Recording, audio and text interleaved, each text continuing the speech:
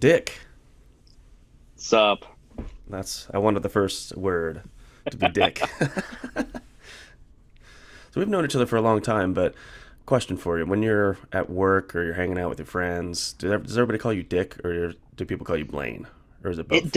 It depends on where I'm at Mm. and who you are. And I don't mean that as in like, no, you call me Dick. Yeah. No, it's just the certain people from one part of my life know me as Blaine, and everyone after knows me as Dick. I think roughly around. I always joked about it in like high school and stuff with my Facebook name and shit, but uh, I after like 2012, I was like, know what? No, I'm going by Dick. There you go. Hey, My man. first name is Richard, and I was named after my great grandfather who went by Dick. So it's kind of like a distinguished name. There's nothing wrong with that. Nothing wrong with being Yeah, Dick. yeah, we have known each other for quite a while. I think I started following your YouTube channel around 2011, 2010, 2011. That sounds about right, because I remember it was right after I did my first Across the Sun cover. Yeah, and I think I was just searching across the sun on YouTube, and I saw your YouTube cover, and I'm like, and it was the weirdest thing. I was like, this is better than most vocal covers I've seen, which is usually just people with a boom box or something, some kind of Yeah, speaker playing the music, and then them doing their thing, performing it. right. And yours was actually pre-recorded, and I was like, that's actually cool. But I'm like, I think I can sing this better. I remember you saying that. I remember you saying that Yeah, at the time. but Yeah, I was just obsessed with Across the Sun for the I was too longest for a time. while. Yeah, I had a really good Across the Sun phase. I think those who were fans definitely all did. Yeah, and then I got to know Brandon, and I was like, never Yeah. mind. No. Yeah. I actually have like it's so weird how I found them. Mm. I had this guy that I was on a Star Wars role-playing messaging board Okay. with, and This is a side of you I didn't know existed. oh yeah, I used to write basically Star Wars fan fiction. Oh, okay. Uh, it was a dark side board, so we were all Sith. It was all like a Sith academy, whatever you want to call it, Sure. super nerdy.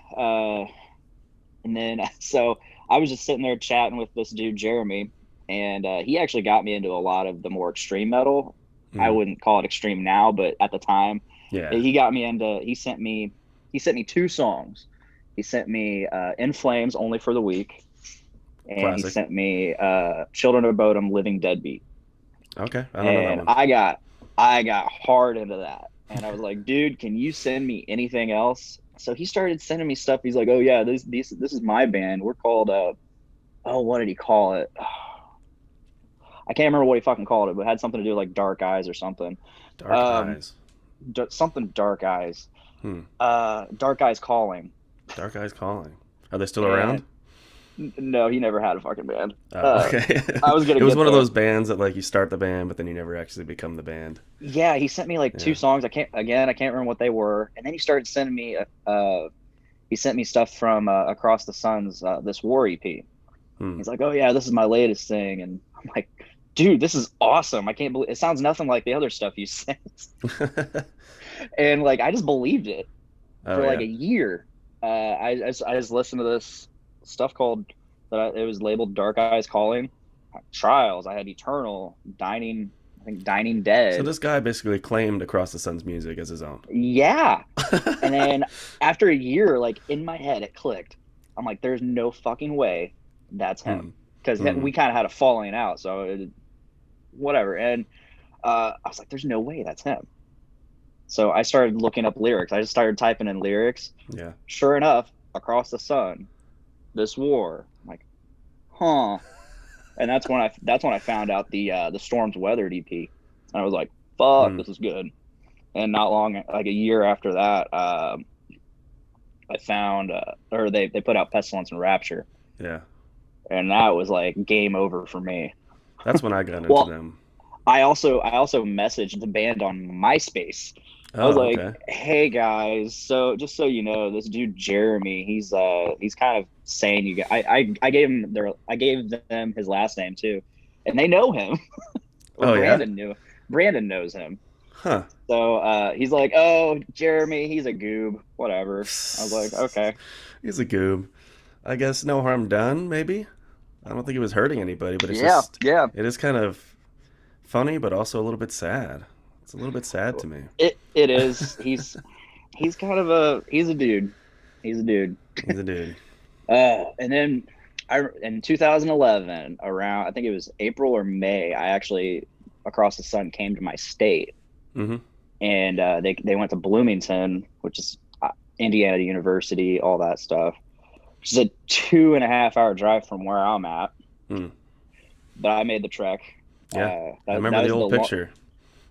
Oh yeah, that was so I got to meet them, hang out. I mean, that's honestly probably one of my fondest memories ever. Is just sitting on a bench outside of the venue, waiting because it was like hours before the show was even going to start, and I'm just sitting there. I knew across the sun they had just started doing sound check and stuff, so I got to kind of listen in on the set like just outside of the venue. It was cool. And I'm just sitting there on the bench, just, chilling. I had nothing to do. I'm in this town I'd never been in, no idea what to do, didn't know anybody. I came down alone. You're like a groupie, basically. Yeah, I absolutely was. Yeah. And I'm just sitting there, and next thing I know, here comes hobbling over Mr.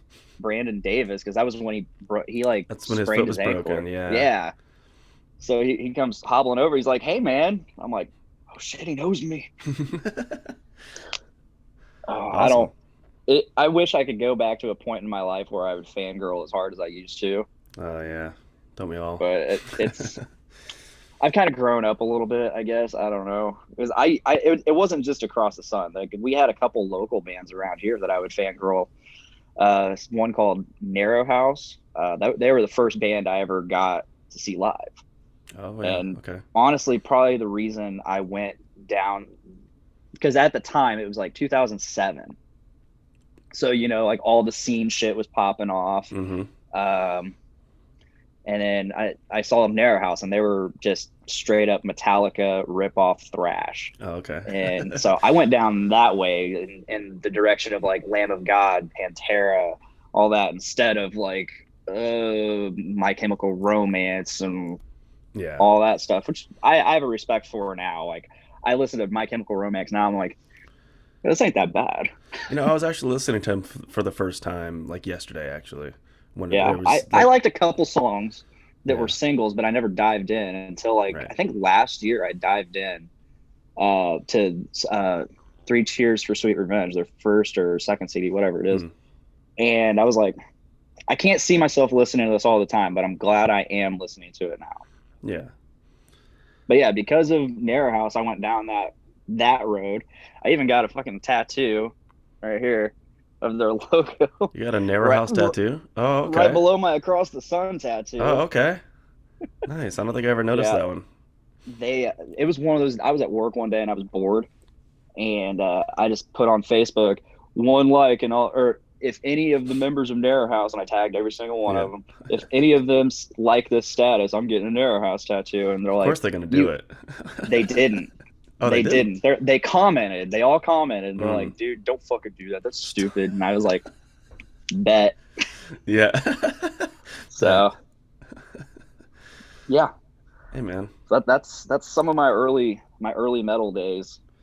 I love that attitude about tattoos as well. I love that, like, don't give a shit attitude about tattoos. You can't. I mean, don't get me wrong. I've got some. I really didn't give a fuck about this tattoos. But I have a lot of tattoos that have a lot of meaning to me. Like this one, or I'm fucking camera. Yeah. This one right here. This is my As I Lay Dying tattoo. Mm. And I got this I think 5 or 6 months after the incarceration. Oh yeah. But this is from. Hey man, we the still artwork. love them. Oh, I know. Always gonna love them. I listened to Tim Lambesis on a podcast last week, and it was incredible. Yeah. And it was him talking about like his what he's doing now, helping out felons that are getting out, reintegrating into the world.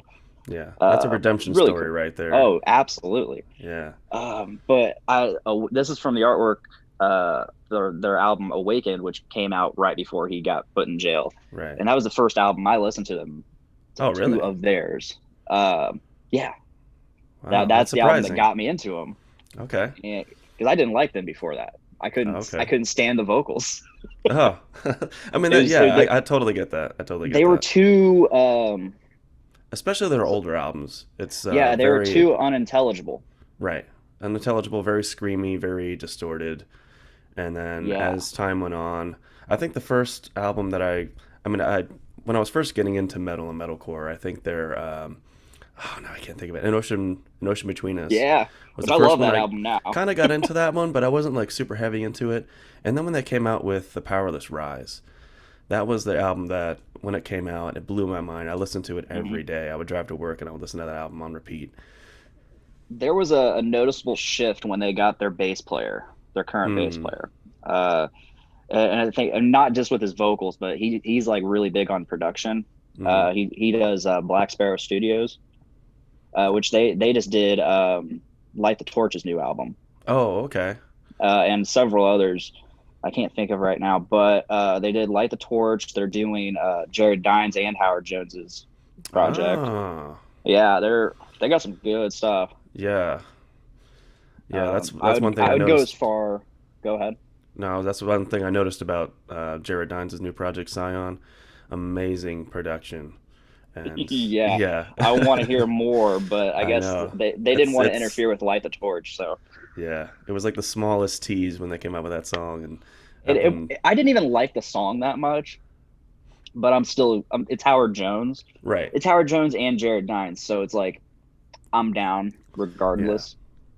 Me, I was never a huge fan of Jared Dines. I mean, he's been Really? around. I respect him, but when I heard that he was doing a project with Howard, I was like, all right, we'll see, we'll see.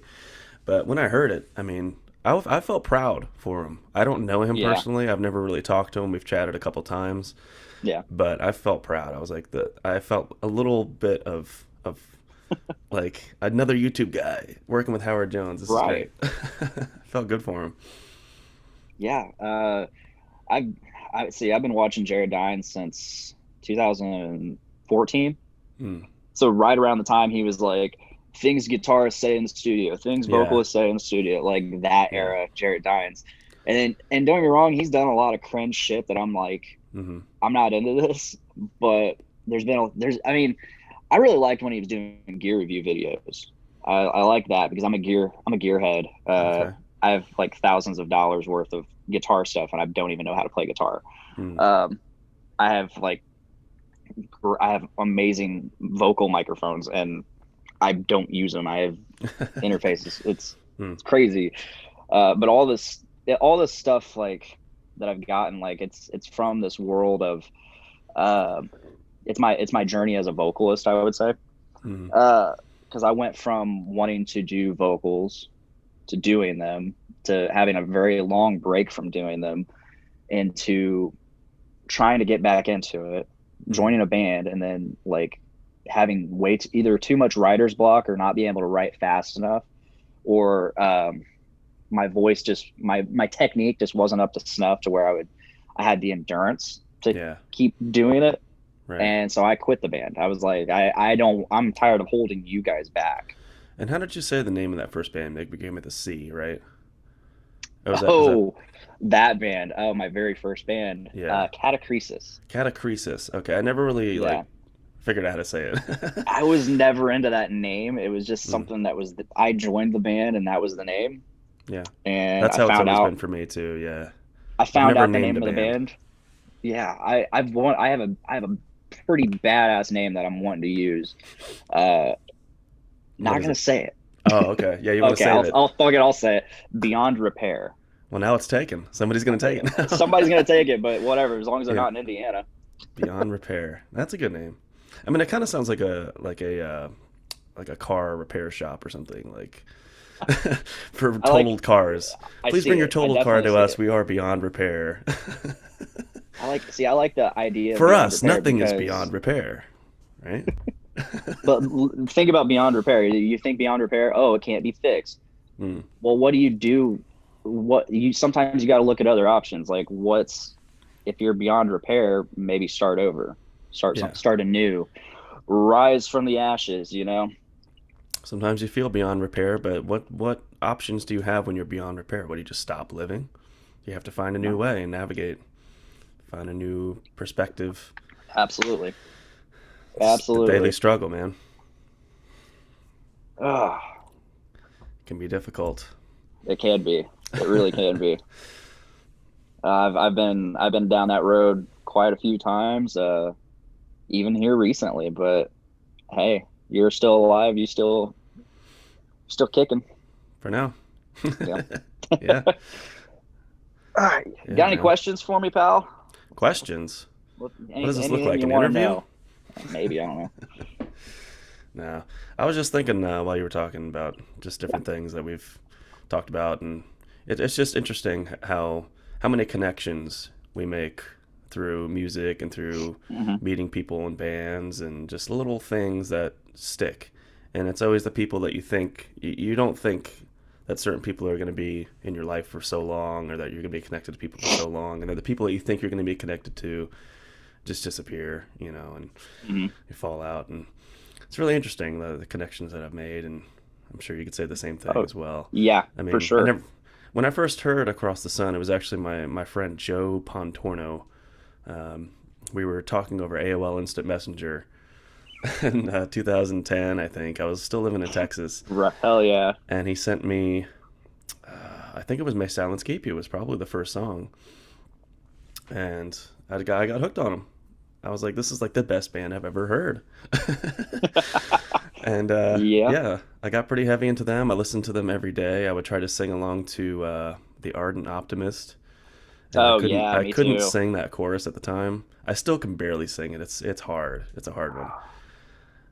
Uh, I really want to go back, and so I also did a May Silence Keep You cover back in I remember that. 2014. Yeah. And oh, man, I think I actually attempted a few months ago to just go through it. I Hmm. think I may have sent you the video of like the ending. I'm like, damn, this is my first time screaming in like 3 or 4 months or Yeah. however long, and I killed it at least at the end Hmm. when my voice was finally broken in. Yeah. Brandon has a very intense, very powerful style. Not only He when he's does. screaming, when he's singing, like it's like 100% power all the time, and it's really hard to maintain that breath, especially when he's recording it and he's like kind of singing over himself, like the lines kind of overlap, and you're trying to sing along to it live, and it's like impossible. Oh yeah. My lungs just deflate like a balloon. I immediately had I think so that cover I think was one of the first ones that I actually pre-recorded Mm, and did layers with to try and mimic and cover up the layers that Brandon was there. right. And oh, man, like and then having to perform it because the way I do it is I took notes from you. I Mm. pre-record, and then when I would record the actual video, I would still be. Do you when you did or do your covers? Did you actually perform it while you were Absolutely doing the not. video? No. No. No. Oh If man, you, if I you hear can't the lip sync. if you hear the recording of what it actually sounds like when I'm filming, it's like Yeah. yeah. See, I can't lip sync. I can't lip sync for the life of me, so I have to be performing it, Mm. which I like. I like doing that because it gives that extra level of realism. Yeah, I wish I was able to do that, but I it's mean, and just don't get me wrong, I am not wasting any mental thought on doing like it well. technique or anything, doing it Right, well because it's just going to be imposed over with the actual audio. But right. so I it's noticed just there like is, just put on the performance. That's yeah. what matters. I have noticed there's a big difference between the faces that I make when I'm lip syncing and the faces I actually make when I'm performing, and they're very different. Yeah. Because it's not often that I record myself performing a live cover, but when I started doing Hmm. live covers and I saw what my face actually looks like, I'm like, that's what I look like when I do it. Like I look ridiculous, but I mean it's part of it. But Yeah. Your guitar yeah, face, your vocal face. yeah, yeah, because I have to move my mouth in different ways than I pretend to, But Hmm. Hmm. because whenever I'm doing a video, it's, just trying to be quiet. I'm not trying to bother anybody, so I just Right. lip sync, and that became a skill of its own, is lip syncing. And I find that sometimes that's the hardest part for me, is if I learn a song that I don't know very well, I spend the day recording it, and then when I go to do the video, I'm trying to remember all the words, and that's where I fuck up the most. I'll do like 10 takes of the video, and I'll get almost to the end, and I'll fuck up a word. And, And that's damn it. where actually performing it comes in handy. Yeah. Because Because also man, sometimes when I'm lip syncing, I get a little bit lost. I get distracted because I'm just moving my mouth and I'm thinking about the light. I'm thinking about the camera angle. I'm thinking about what I look like, and I'm distracted by these things. And then I lose my place, and then I lose that word, and then it trips everything up. all these years, I thought you were performing it too, because No. like just the faces that happen, those look like faces that can only happen while being performed. The intensity of them. It is a performance in its own way. Yeah, true. I'm doing acting, I guess, is what you would call it. Yeah. Yeah. Yeah, I've always wondered how bands did music videos and stuff, and I've actually witnessed a few being recorded at my local venue, house venue, the Doom Room. Yeah. And like they're actually the ones I've seen, Some they're of them actually are. performing the songs. Yeah, there are some that Yeah. you can tell. There are some videos that you can watch, and Yeah. you can hear they're doing like this really intense scream, and their mouth is like barely moving at all. And I remember watching see their music videos. I'm like, man, you are just not moving your lips the way I think you should be. mm-hmm. That sounds dirty, but Yeah. You're not moving your lips the way I'd like you to. yeah, man. So I guess we've never really talked about like our vocal beginnings. Like where did you want to start screaming and where did you start screaming? There were two little phases to it. The first time I ever really heard screaming in music, I made a new friend. I was working at Chick-fil-A. I started working there at 14. I think 15 is when I met my old friend John. And he had this little mix CD of some metal songs that he gave me. And the first song on there was Stabbing the Drama by Soilwork. And there was a few other songs that were kind of metal. They were like on the edge of being metal. There was a band called Soil. I don't know if you ever listened to Soil. Yeah. So, I mean, that was like my introduction to it. And I think even before that, I had a friend that gave me a mix CD of Linkin Park songs. That was like the first like non-Christian music that I had gotten into was Linkin Park. And from Linkin Park, it turned into Disturbed. I was obsessed with Disturbed for so long. I'm shocked I don't have a Disturbed tattoo. Yeah, I'm shocked too, because I know that you. I've are a always big fan wanted of the Disturbed. Believe symbol. Yeah, that would be a good one. Yeah. That's my favorite album there, and still. That's your favorite album by them? Yeah. Okay. I think that was one I paid attention to the least. I like the song Believe. I like some of the songs on there. But the production on the album was a little bit lacking for me. It sounds pretty thin. See, at the time, I didn't really care so much about production. Now I do, but and now that I'm thinking about it, you're right. It is a little thin. Great songs, no, I just though. I liked the content, Mm-hmm. and the time that I was listening to it, it really hit me hard, and which was roughly around the time I was doing the Star Wars stuff. Oh yeah. And now We're gonna go back to that in a minute. hell yeah. It was the content and the way it made me feel, and it was emotionally evocative enough for it to stick in my mind.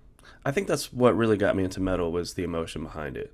Yeah. Because I grew up on Christian music, which, Christian music can have its own emotions in the moment. Like when you're in church, you're surrounded by people and you're singing these songs. Yeah. But a lot of it now, looking back, a lot of it seems fake to me.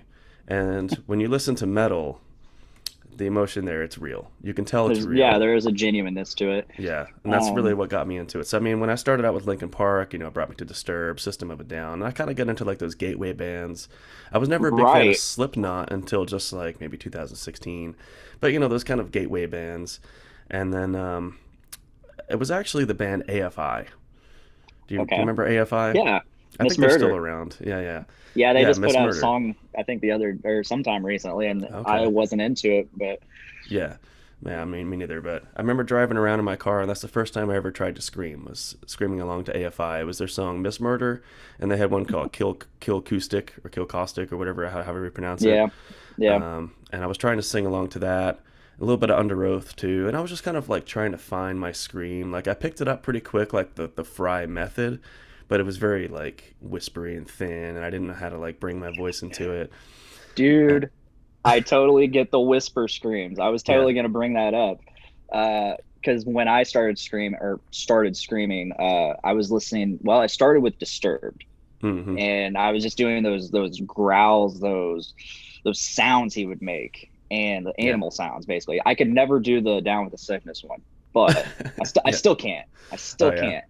can't. But I could do like Violence Fetish. I could do Stupefy and all those things. Mm-hmm. But it wasn't until I listened to Mushroom Head that I tried to actually mimic screams, and it Mm-hmm. always come out as like these fucking, which is probably way worse on your voice than anything. Oh yeah. But as like a 16, 17-year-old, I was like, this, I love doing this. Yeah. I love the tone of his screams. And then I got into Lamb of God, and I was like, ooh, Lamb of that's God where is a fun one to scream to. That's a good band that's to where learn how to like I scream. started actually getting some power in my Mhm. throat, and I'm still doing it wrong, but Well, yeah, that's where I started. And I was like, it's part of the damn, process.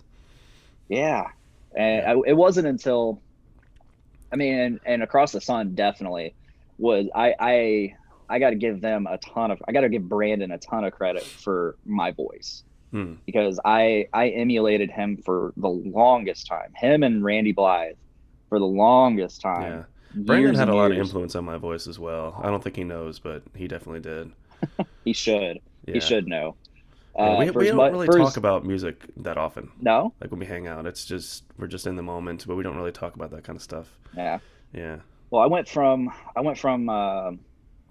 Lamb of God and Parkway Drive. Killswitch Engage ended up being like a later Mm-hmm. influence for me. However, Parkway Drive became a huge one, and Okay. that's where I really started to push my voice Mm-hmm. and like really put out the power.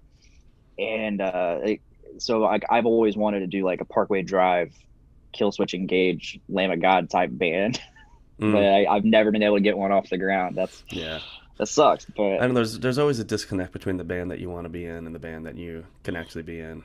yeah, For yeah. years, I was always like trying to make the bands that I was in into the band that I wanted to be in, and it was always a struggle because I felt like I Mhm. was trying to push in a different direction than everybody else, and it would cause a lot of problems. But Yeah.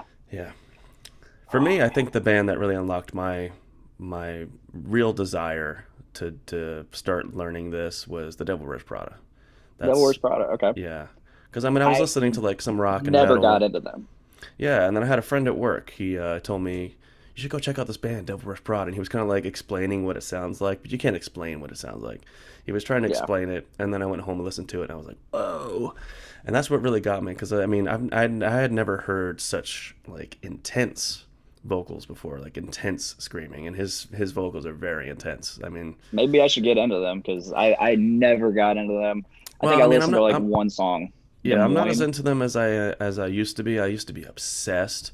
But I kind of lost touch after like 2012 or something like that. But their first few They albums, came I was they came out obsessed. with one in 2014, and I was like, okay, new Devil Wears Prada. Let me try this out, and I hated the vocals. Oh yeah, that's when I started Uh, losing interest in them. Yeah. they're like those. I don't know what style that would be, but like, no, that's not it. Hmm. Um, He started it's doing just these like this different high things. thing. Oh yeah, he's Yeah, I very don't like it. screechy, Yeah, very it's very squeaky. screechy. Yeah, yeah, Not into it. yeah. But I mean that's kind of why I got into it in the first place because I when I was listening to him, it sounded like it was very emotional, it was very intense, it was very powerful, but it also didn't sound that good. So I was like, if this guy can do it, this might be something I can learn. I know that sounds terrible because I mean, he's a really talented guy. He's an Yeah. amazing writer. As a lyricist, he's incredible. But the kind of the realism of his voice is what triggered my interest in it because I'm like, I don't have to be amazing to do this. You know, I can just be real. And that's kind of what I've always tried to hold on to, is just being real. And, Absolutely. it is what it That's is. what you got to do. Yeah, and it just evolved from there. And then from Devil Wears Prada, it was just, it was all downhill from there. I remember trying to emulate Winds of Plague on Decimate the Weak. I could think do he it does now, inhales. I think he does inhales. Back screams. then, yeah, he did. Yeah. I actually like his voice better now. Yeah. What the last album they came out with, I think it was Blood of My Enemy. Ooh, such a good album. They're back to form, honestly. Yeah, I think I listened to it a little bit. Yeah. I really dug it because it had a lot of groove. And his vocals were understandable. Yeah. But they were still back to that style. It was more metal and less brocore. Right. The brocore phase is what turned me off. Man, and the start of the brocore phase I was into, but as it went on, I was like, this sucks. Yeah. This sucks, and I'm not into the people that are listening to you. Yeah. It's that tough guy attitude. I don't get into the tough guy metal.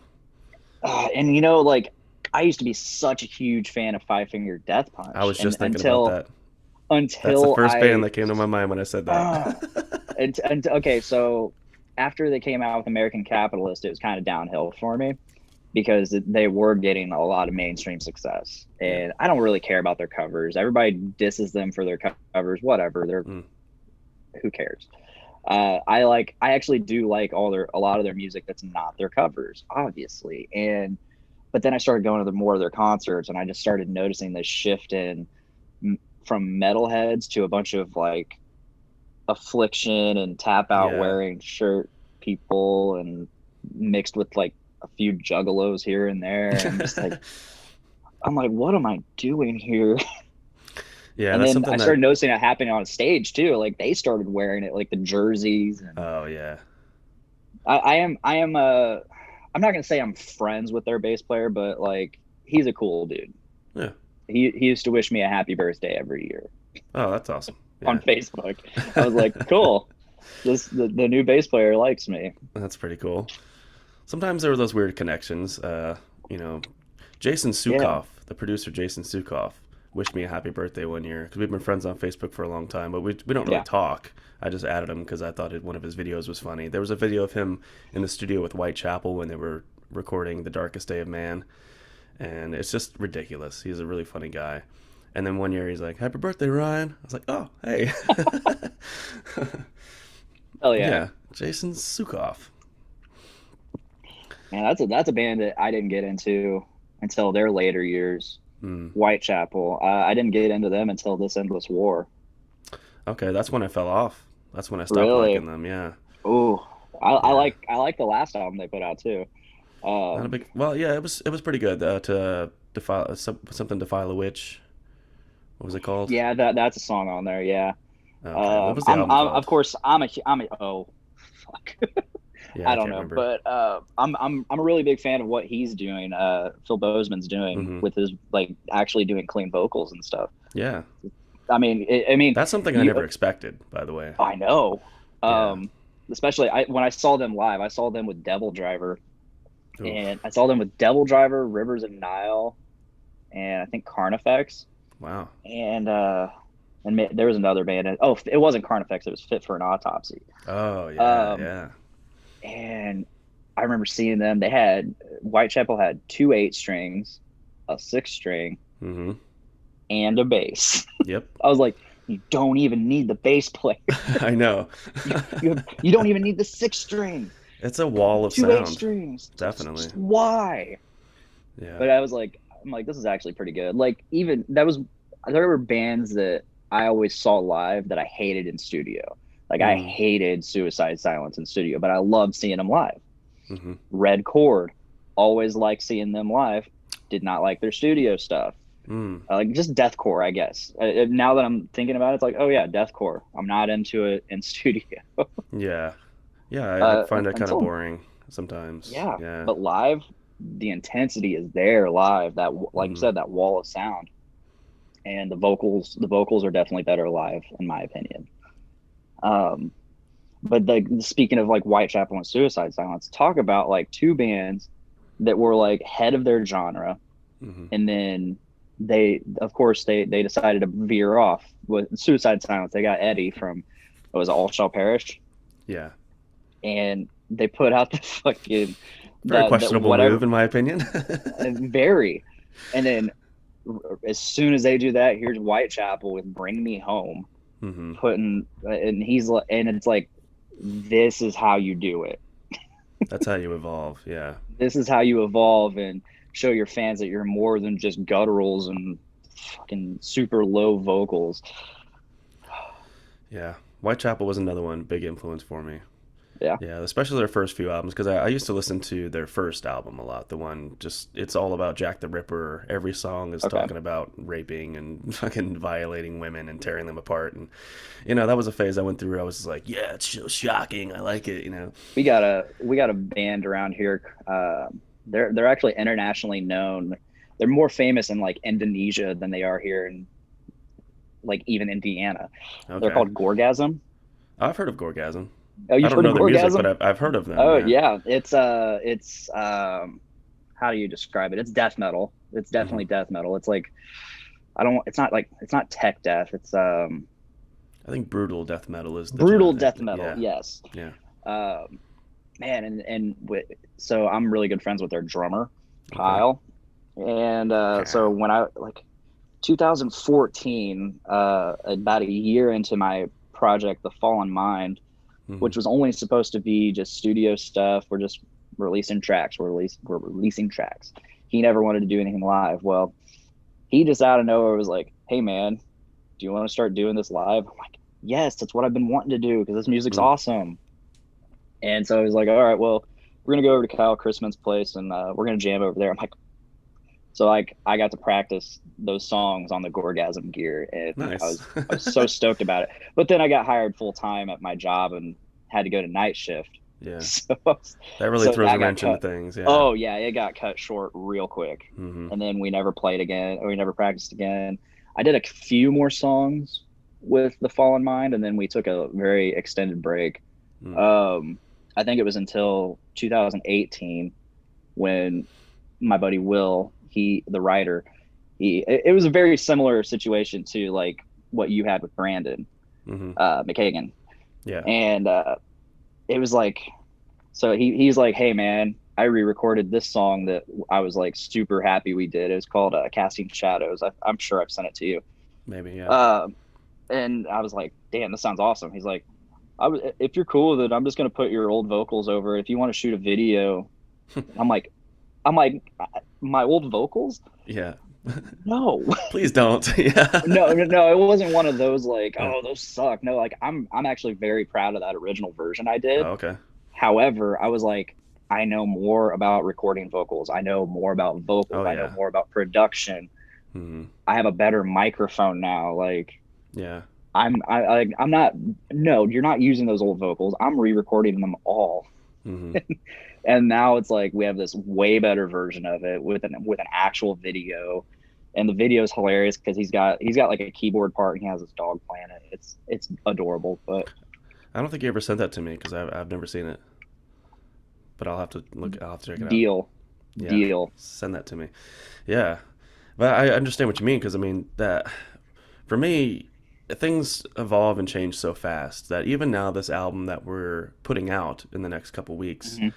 I listened to what I did just last year, just months ago, and I'm like, I wish I'd done it differently, or I wish I hadn't sung it like that, or I now have a better microphone. Like, I wish I can go back and re-record the whole thing, but now it's just too late. It's like I just need to let it go, move on to the Well, next yeah, thing. it's one of those things. Like something that I learned when I got into the production world was It's never going to be good enough. the song's never done. Yeah, it's never Sometimes done. you just gotta let it be done. Right. You have to Because step otherwise back. oh well, I need to EQ this differently. What Hmm. if I put this oh, I got a new plugin, let's try it out. It's endless. Yeah. It's endless. The best thing that I did to get over that was while we're waiting for this first album, we already started working on the second. We're almost done writing the second album already. We have 12 songs written, like 5 of them have lyrics already. We already have the guest singers picked out and everything I ready was to about to go. ask, are there going to be guests on the next one. Yeah, You went crazy with the guests on this one. we did. Yeah, we just kind of we wanted to make it like a collaborative thing because it started out as an EP of just a few songs, and then when he told me that he got Alex Landenberg to do drums, I was like, okay, this is going to be something bigger. You know, you have the drummer from Camelot, like one of my favorite bands ever, and then he plays drums for Syra as well, and so I was already friends with Jake from Syra, the singer. So I said, hey man, I got your drummer. Do you want to sing a song with us? So he was instantly on board. He's like, yeah, I'll do whatever you want. And I'll always do songs with Yeah. you. Any song you want to do, we'll do it together. I So mean, I had especially in him. this time where like everybody's locked down or they were Exactly. locked down. Like Exactly. that's prime time for collaboration. Yeah, we started reaching out to people. It was right in the summer of 2020. It was like July and August. So I started reaching out to everybody, and I got a few yeses. I got some maybes. I got a lot of no's, and I got a lot of just no replies at all, which is fine. I totally get it. But I mean, I was getting very ambitious. I reached out to Jesse Leach on Instagram. I reached out to Anders from In Flames, just people that I didn't think would ever pay attention to me at all. But hey, like what is that proverb that's like or it's that basketball proverb, you miss 100% of the shots you don't Yeah, take. yeah. What's the worst that can happen? They Yeah. either ignore you or they say no. As Gandhi said, shoot your shot. No. No, but yeah, that was what I wanted to do. I wanted to make it special because after we got Alex, I'm like, this album it's becoming an album now. It was supposed to be an EP, and now it's becoming an album. And I'm like, this feels more special to me. This feels like a rebirth for me. Like I'm trying something different, and I'm doing something that's like bigger and better than ever. And I just wanted to bring in people that had influenced me. So of course, I instantly thought of Bjorn from Soilwork. And we had already been connected. We knew each other a little bit. So I had a feeling he was going to say yes. And I was like, still like blown away when he did. He's like, yeah, that sounds great. Let's do it. And I'm like, ah! But for the next album, the guest list it might be a little bit shorter. We're having more guest drummers. We have the drummer from Bodom After Midnight, which was like the side band of Children of Bodom. Right. And then we have the drummer from Scar Cemetery is going to join us as well. Oh, no shit. Yeah. So we have that. We're thinking about doing Scar Cemetery for one of our Rank 'em Alls. It's a good band, man. I wish they were. I immediately mentioned you and Brandon when that got brought up. I was like, yeah. Fuck. Yeah. It's a band I kind of lost touch with because after Christian left, it wasn't really the same. And then the last thing they did was 2014. They put out part 1 of a 2-part album, and then they never did part 2. I think the guitarist, Per Nilsson, he got distracted. He's filling in for other guitarists and other bands. I think he's playing with, this might be wrong, but I think he's playing with Meshuggah at the moment. Not Meshuggah. He's playing with somebody. What's his name? Per Nilsson. Okay, that name does sound familiar. He's filling in for somebody in another band. I don't know which one it is, but yeah. I'm pretty sure it's Meshuggah right now. I'm probably completely off, but yeah. Well, if it's Meshuggah, best of luck. But I guess if he's in fucking Scar Cemetery, I mean, he's is fine. Scar Cemetery. He's fine. Like, he's fine. He's the gear that holds it all together. But yeah, Christian Alvestam is another one I reached out to, and I never told the whole story about that, but it was disappointing. You know, when you look up to somebody for a long time, you name your son after them. And you think you have earned this kind of respect, and then they are rude to you. Something that doesn't always sit right. Yeah, I don't know if I want to tell the whole thing. It's, but... Well, sometimes that shit happens. Yeah, sometimes that shit happens, yeah. I would have rather him either ignore me or just say no, but just, yeah. That's sour. Yeah. That's not even that. Or it's more than that, I guess. Yeah, I guess I'll tell it. Can I tell it? Okay. Do you think it's a good That's idea? up to you. I mean, that's up to you. I mean, how many people are going to listen to this? I mean, yeah, exactly. Exactly. And in my opinion, not that I don't know him. Mm-hmm. I barely even know him as a vocalist. I haven't dived into his. Yeah. I know Scar Cemetery. Mm-hmm. But like I don't know if he's a shitty person. He does have a reputation. In my opinion, oh really? Well, yeah. Shitty people need to be exposed. I mean, there was a reason he got kicked out of Scar Cemetery. He got kicked out he never wanted to play live. He kind of had like a diva attitude in the studio. And then there was a point where he was answering band messages and emails and turning down festivals because he personally didn't want to do it. So he was turning down great opportunities, and without telling the band, he would just reply to emails and say, no, we're not interested in that festival. And they're like, dude, what the fuck? That would have been a great opportunity. So when I reached out to him, I actually had a song. It's the second track. It's actually the title track of the album that's coming out. It's called Becoming Daylight. And it's a very theatrical song, and it's like the longest song of the album. And I really wanted him on there. So I wanted to make it easy for him, because I know that he doesn't write a lot of his own songs. People write them for him. So I was like, I'm going to write this for him and present it to him. So I had it all worked out. I even recorded his parts for him. So all he had to do was listen to what I did and then take it over and do his parts. And I sent him a message about it, and he didn't reply. He saw it, but he didn't reply. And then he got COVID, and I reached out to him again. I said, hey, man, I saw you got COVID. I hope you're doing okay. And he replied to that. And he said, thank you, brother. But then he still ignored the first message. So I was like, all right, that's fine. Totally fine. And then he had this thing, this crowdfunding campaign for his other band, Miseration. They were trying to get better production, and so they did a crowdfunding thing to raise some money. And one of the things is if you donate $600 to their cause, he will sing on one of your songs. So I'm like, you know what? Let's just fucking do it. So I sent him a message. I was like, hey, man, I'll do that if you do the song that I sent you. And, you know, it's already ready for you to go. And his reply was, well, I'll do it, but you can't sing over me, and I won't sing what you wrote. It has to be 100% what I write, 100% what I do, and you can't be on the song too. And I was like, well, that kind of defeats the purpose, because like this was supposed to be like the special thing for me, where we were supposed to like sing over each other, do harmonies, and, you know, kind of back and forth vocals and stuff like that. And he said he was not interested in that. So at first I was like, okay, totally understandable. That's totally cool. I understand that. And maybe next album I'll send you a song that you can start fresh and write it yourself. And he goes, no, it's now or never. And I was like, well, I guess it's never. I guess it's never then. Fine. So that's that. Wow. So I'm still a fan of his music. I'm a fan of his voice. But now it's good to know that I'm never going to work with him. Yeah. Which is disappointing. But, you know. Yeah, that's such a bummer. Yeah. If I were to recommend people to hit up for vocals, I would definitely hit up Iced Earth, not the band, but like their vocals. I can't remember his name. Stu right Block. now. Stu Block, yes. Well, he's not in Iced Earth anymore. No, he is not. After John Schaefer stormed the Capitol. That was the end of that. No, it's funny. Like their old guitarist Troy Seeley, he graduated with my dad. Oh yeah. Like, and then he just plays guitar in a local band around here now. But as soon as I saw the picture of John Schaefer blasted across CNN, I was like, oh shit.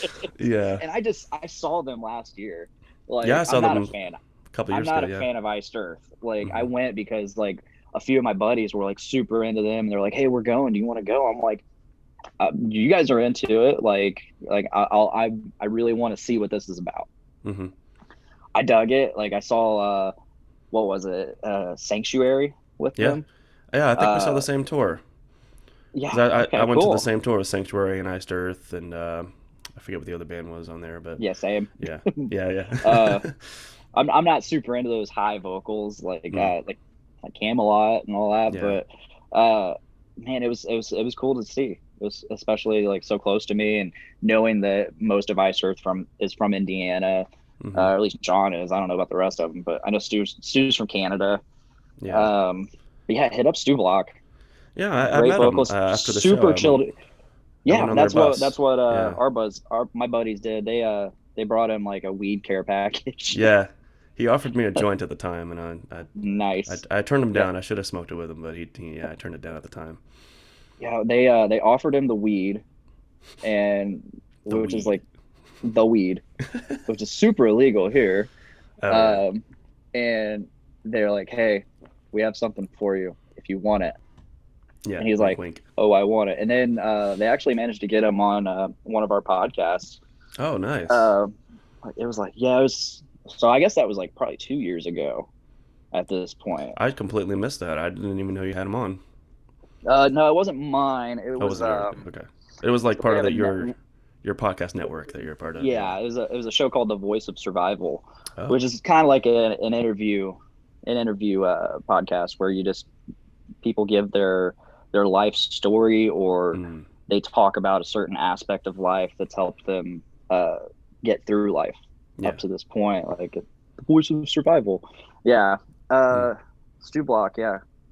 Great. That's a good recommendation, because he is a fantastic vocalist, and he didn't even cross my mind, because I forget about him. From what I understand, he's super open to collaborating too. So that'd be great. Yeah, I'm sure there's a song on the next album that he'd be great on. He's yeah, I've been a fan of his for a long time. I kind of fell off of the Iced Earth thing. I used to listen to them a lot, and they've changed singers so much. So like, there's an album with each singer that I like a lot. Right. Who was the guy before Ripper Owens? They started out with Matt Barlow. Matt Barlow, that's who I'm thinking of. Yeah, and I loved him. Great. My buddy Brandon Stone, big shout out. He's huge Barlow fan. He named like his cat Barlow. Oh yeah. Huge Barlow fan. I've been friends with Matt Barlow on Facebook for a long time. We've never really spoken, but I thought about reaching out to him as well. But there's like a little part of me that doesn't want to.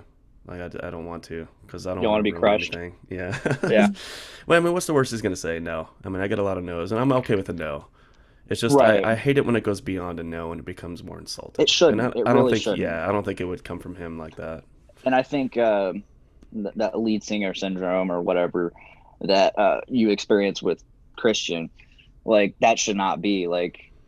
That seemed like a pretty unique situation to me, because most people I interact with are not like that. Yeah. I feel like that's something that should be left in the 80s. Yeah. yeah. like, come on, man. It's 2021. Yeah. You don't need to be like this. Nobody gives a fuck about you. Sorry. Yeah, you're just a dude. Sure. Yeah, there have been so many rock stars that have come out of the woodwork, that have come out as just dudes. Yeah. There's like so many people that are just regular ass people. They just happen to have a name to themselves. Yeah, we were talking about that on my other podcast the other day with Chris Breezy, that, when you're getting into music and you're learning, for us, if you're learning how to sing or whatever, and you're looking up to these people, these vocalists, as like gods of the industry, like Bjorn from Soilwork was like a god to me. Anders from In Flames, like a god to me. Jesse Leach, all these people I've looked up to. And then you start to get to know them. Maybe you can get in contact. We start talking to them. You follow them on social media, and you realize they're just like you and me. They're just people. They have their own lives. They have their own struggles. They're not like rock stars that are living this perfect life where everything comes easy to them. I mean, it's still a struggle. They all have their own mental health issues, family issues, things going on like that. And you realize that they're just people, and they're just like you and me. They're not any better. They're not higher up. They're just more established, more experienced, and that's all it takes, is just being experienced. Absolutely. I looked up to Bjorn for so long, but then if you go back and look at, he was just a kid when he started. He was like 19 when he first started with Soilwork, and he's just doing what he can, and I respect him, because he's a super nice guy too. I gotta say, like, there's been a couple instances where, like, I was meeting singers, and it really hit me that they were just one of the fucking dudes. They wanted to be out in the crowd just as much as you were, and because they had guys they looked up to as well. Oh yeah. The first one was I went and saw Shadows Fall.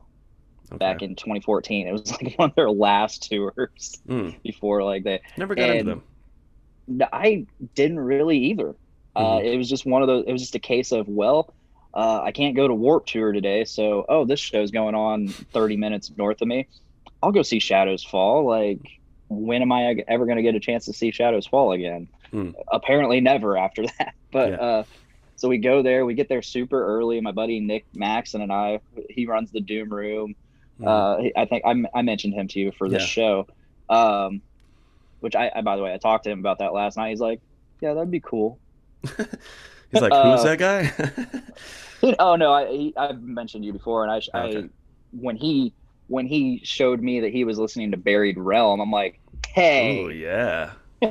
Buried Realm. It was even the newer stuff, and I'm like, I'm like, oh, well, guess what? But no, we get there like 45 minutes early to the show. We're just hanging out in the bar, and there's this dude at the bar, and he's just there all night. Mm-hmm. He's not drinking a lot. He's just chilling there, talking to people. He's got this big old cap on. I'm like, he stuck out in my mind for some reason. Mm. Next thing I know, Shadows Falls going up. Here walks that dude on stage. He takes that hat off and the fucking 8-foot dreads drop down. Yeah. And I'm like, holy fuck, I've been basically hanging out with Brian Fair all night and I didn't even know it. Wow. And then so their set's done. He drops off the stage, comes immediately to me and Nick. Nice. And just starts talking to us. Like we hadn't talked to him at all that night. And he just comes directly to us and just, hey guys, what's up? Well, yeah. I'm That's like, because he had been talking to you earlier. There was that level of comfort. Because I think that even these people that they get up on the stage, it's their job to tour around the country, tour around the world, and play these shows. But they still have social anxiety like the rest of us. oh I'm yeah, sure that when the yeah. show's over, they don't want to go hang around and get swarmed by a bunch of hang people. around a bunch of these people that idolize and Yeah. have all these fucking questions. The I same was like, questions over and over. oh yeah. Yeah. And for us, it was just like, dude, that was a cool set. Yeah, thanks, man. Dude, I've always been impressed with your dreads. Yeah, dude, if you look down here, this is like some weed I smoked in like 93. It's still stuck in there. Yeah. It was cool. We talked to him for like a good 20 minutes. Super chill dude. My next experience was when I went and saw Threat Signal, if you remember Threat them. Signal, yeah. Yeah, they're the Threat fucking Signal heavy was metal like, Lincoln. yeah, those are like that's like the band that birthed Rico the Subliminal. That's what when they were writing the No first shit. album. There's actually a song by Threat Signal that is almost exactly the same as a Rico song. Like if you listen to it, it's like the same That's structure, awesome. same riffs and everything. And I pointed out to him, I was like, "Did you copy this song?" And he's like, "Well, I was listening to it a lot at the time." I'm like, "You ripped it off. You ripped it off." Dude, no, their singer, he's super cool dude. That was another one of those cases of like he hopped off the stage and immediately came to like me and the people I was with and just started chatting. I'm like, and that was kind of like a fanboy moment for me because Yeah. I was into them. I wasn't into Shadows Fall. Mhm. I respected them, I liked them, but I wasn't into them. Right. Threat Signal, super huge fan at the time, and I was like, dude, you're like fucking heavy metal Chester Bennington. He's like, yeah, I get that a lot, man. Yeah. I can And see yeah, that no, now. I was taking pictures, and he was like fucking posing on stage for him and all that shit. It Nice. was great.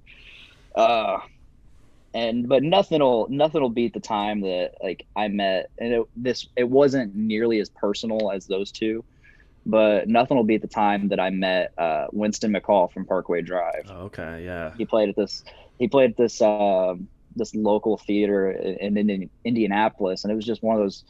It was like middle of the week. Like I knew I was going to be miserable the next day at work. Mm-hmm. Got to drive an hour down, an hour back, Mm. and so after the show, first of all, I got on stage with them because there's like no barricade, no security at this place, and it was just I got to live that dream of like I had always watched like the Parkway Drive DVDs. And like seeing like all the fans getting on stage with them and having a blast, and the band's just loving it. And I was like, I will never get that. I got that. And then Nice. I wasn't planning it. Like my buddy, he's just like, hey, you want to crowd surf? And I'm like, no, I don't want to crowd surf. You're gonna crowd surf. I'm like, fuck. Puts me up. They send me to the stage. I'm on stage and I'm like, all right, I've overstayed my welcome. Yep. Time to jump back in. That's a long time when you're on that stage. Like 5 seconds is like an hour. I jumped back in the crowd, and the crowd was like, no. I'm like, no. Like, I'm going back. I'm going back. You're supposed to send me out and then put me down. So they put me back on stage, and I'm just looking at the band like, I'm sorry. This wasn't the plan. And I just slowly walk off to the side of the stage. But then on the side of the stage, I just sat there for like another 20 minutes just watching the show from there, away from the insanity of the crowd. I was filming. The power went out on stage, middle of their songs. I got to film all that. Finally, one of their guys is like, hey, you can't be here. I'm like, Okay. You're like, I know. I know. But after the show, their tour bus is out front. Everybody's just waiting. They're just waiting outside the bus, like waiting for them to come off or waiting for them to get back on. I don't know. Mm-hmm. And next thing you know, Winston comes out. He's like, "Hey guys, we ran out of like flyers to sign and stuff. I'm gonna run down. Flyers. Yeah. We're gonna run down there real quick, and I'll be right back." I'm like, all of us are like, "Hell yeah, he's coming back." Mm-hmm. So we're waiting, chilling, Mm-hmm. and their merch guy comes off the bus, and I have always had bad experiences with this fucking dickhead merch guy, also Australian. He comes off this bus, and he's like, "I don't know why you guys are all here. The band's not even on the bus. They're down the street fucking eating. Why are you all here? They're not here." What a dick. And all of us are like, "Dude, 5-10 minutes ago, Winston came off the bus saying, 'Hey, wait here. We'll be back.'" Sure enough, he comes back and he's talking to everybody, getting pictures, just chatting everybody up. Nice. I got in there. I got a real quick picture. I said, "Hey, my name's Dick. I'm a huge fan," and got my picture and left. And I wish I could have sat and chatted with him, but there was a ton of people just swarming him. So I'm a person who doesn't like to overstay their welcome. Yeah. I don't like to overimpose, I guess. So. Right. Yeah, I'm the same. I respect too. Boundaries. I even feel bad taking pictures when I meet somebody. I don't want to take a picture. I just want to like shake their hand, tell them like, "Hey, I'm a big fan and have a good show. Take it easy." There's definitely an etiquette to meeting people of certain statuses, and they don't really want. I'm sure there are people out there that want to be treated like rock stars and they eat that shit up. But from what I've learned is a lot of them they wanted to be treated like normal people. They wanted to be treated like your bud. So, and like, look at James Hetfield, for instance. He's not someone who wants to, when he meets a fan, he doesn't want to talk about himself. He doesn't want to talk about Metallica. He wants to talk about you, the fan. He's like, "Hey, what do you do?"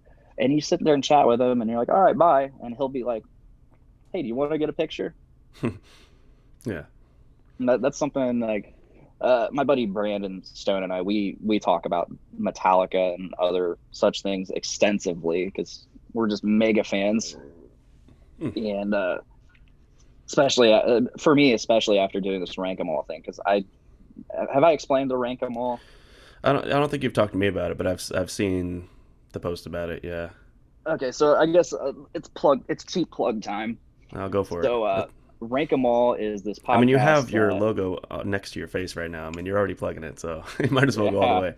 Yeah, Podcastrophe. Podcastrophe. That show that's not really doing jack shit right now. Yeah, right. So Rank 'em all is this podcast that was born out of. So we decided one day we were going to get high.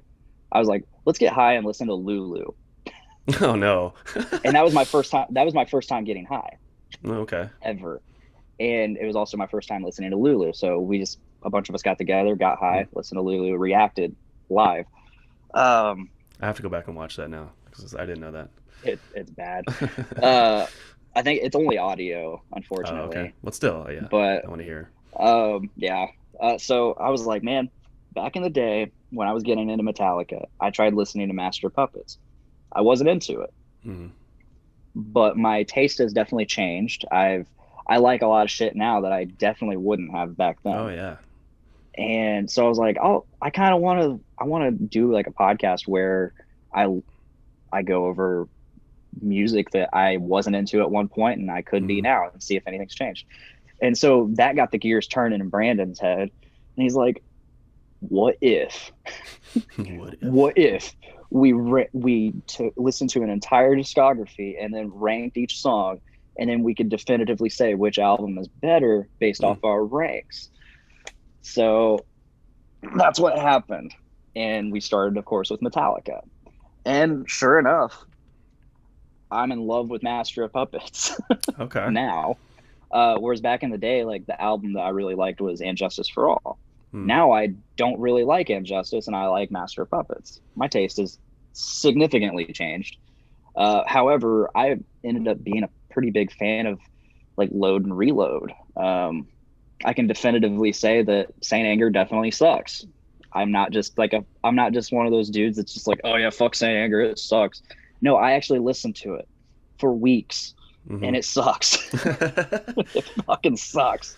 Yeah, see, Metallica is another one of those bands that, just like you, I never got into it. I mean, like, Yeah. I know some of their songs, I've heard them a lot, but to sit down and listen to Metallica, it doesn't really interest me. I mean, it might if I were to come with it with a new attitude. Well, definitely the rank 'em all Yeah. thing was definitely a good inspiration for it, because like otherwise I never would have listened. I never would have listened to Load and Reload. I never would have listened to. I definitely wouldn't have listened to Saint Anger. Kill 'Em All. I was not a fan of Kill 'Em All before. I kind of like it now, but it's still not up there. We got a lot of bands planned. We're currently releasing the Between the Buried and Me episodes. Yeah, I saw that. I think Can I recommend? Can I Yeah, recommend sure. Pink Floyd? You should do one. You should Pink do one with Floyd. Pink Floyd. That might be on the list. I don't know if I will do that. See, we have different groups doing it now. Now that we have our original 4, and then we branched out just so we can cover more ground, I guess, at the same time. Because the way we do it is we record it all, which can be up to 10 to 15 episodes, and then we start releasing it. Yeah. So once Metallica was done, 2 groups split off. One did Between the Buried and Me, and the other's doing Van Halen. Between the Buried and Me is done, but Van Halen is still about halfway through, maybe. And they started at the same time, back in February. So we have decided, just in case Van Halen's not done by the time Between the Buried and Me is finished releasing, we're doing Breaking Benjamin. And we got another good one. So let me ask you about Between the Buried and Me then, because I don't know if you want to like spoil any of this stuff, but so you listened to their whole discography. What was your favorite album? If you don't, Colors, yeah, me too. Colors or Great Misdirect. Exactly, same here. Those are the two that I enjoyed the most. Between the Buried and Me was a band that I didn't really like, because it was one of those bands that was suggested to me literally the day that I joined Catacresis, my first band. Oh yeah. And I listened to some of their older stuff. I listened to Alaska. I liked Selkies. I liked Alaska. And then Parallax Part 1 was out or coming out. So I listened to that. It was okay. That's the last one I really listened to. It wasn't until like a year later when Parallax 2 came out that I was like, wow, this is actually really good. And then I looked into the actual story of Parallax, and I was like, this is incredible. See, I don't know anything about that. But then I tried to go back and listen to other stuff, and I was like, yeah, I'm not into this. The vocals are killing it for me. Too wild, too bleh. Yeah, not to bleh. me, his harsh vocals get kind of bland for me after a while. It's very monotone. And they can get a little droning after a while. But then when he breaks into like those clean sections, it's just so pretty and so well done. Yeah, it's like a relief. So you haven't listened to Parallax 2? I think I've listened to it, but I just kind of lost interest in them at that point. I had moved on to other bands. So every once in a while... if you want a good solid 2, maybe 3 hour read that will go along, I can send you the Parallax story. Sure, yeah, absolutely. And it has each song throughout their discography leading up to the 2 Parallax albums, and then it just makes those albums so much better. But Parallax 2 is incredible, but having listened to Colors and Great Misdirect now doesn't hold a candle to those albums. Yeah, to me Colors was my favorite album for a long time. The song The Son of Nothing, I used to listen to it on repeat. And then The Great Misdirect came out, and I used to listen to that on repeat while I was playing Far Cry 2. Yeah. I'll play Far Cry 2 and listen to that. Nice. I'm getting ready to, so August 20th, and they're coming to Chicago for the Great Misdirect tour they were supposed to do last year. And that also happens to be the release date for Colors 2. Oh, yes. I saw Colors 2. I don't know how I feel about it yet. Have you listened to the song? Yeah, a little strange. It's okay. Strange. It's definitely Colorsy. Yeah. Yeah. It's better than the last 3 albums that they put out. So which we had to do for Rank 'em All. And I liked some stuff, but overall it just didn't hold up to coming off of the 4 albums. It was Colors, Great Misdirect, Parallax 1 and 2. Like, yeah, it's like they're the peak of the band there. yeah, and Coma Ecliptic comes out and it was okay. Automata 1 and 2, they were okay. So, Never heard but 'em. you know, there's cool songs on them. Like there's a song called Proverbial Bellow, which has like aspects of like the song Swim to the Moon, has stuff from Colors. It's actually a pretty cool mix of songs. And it's like 13 minutes long. Wow.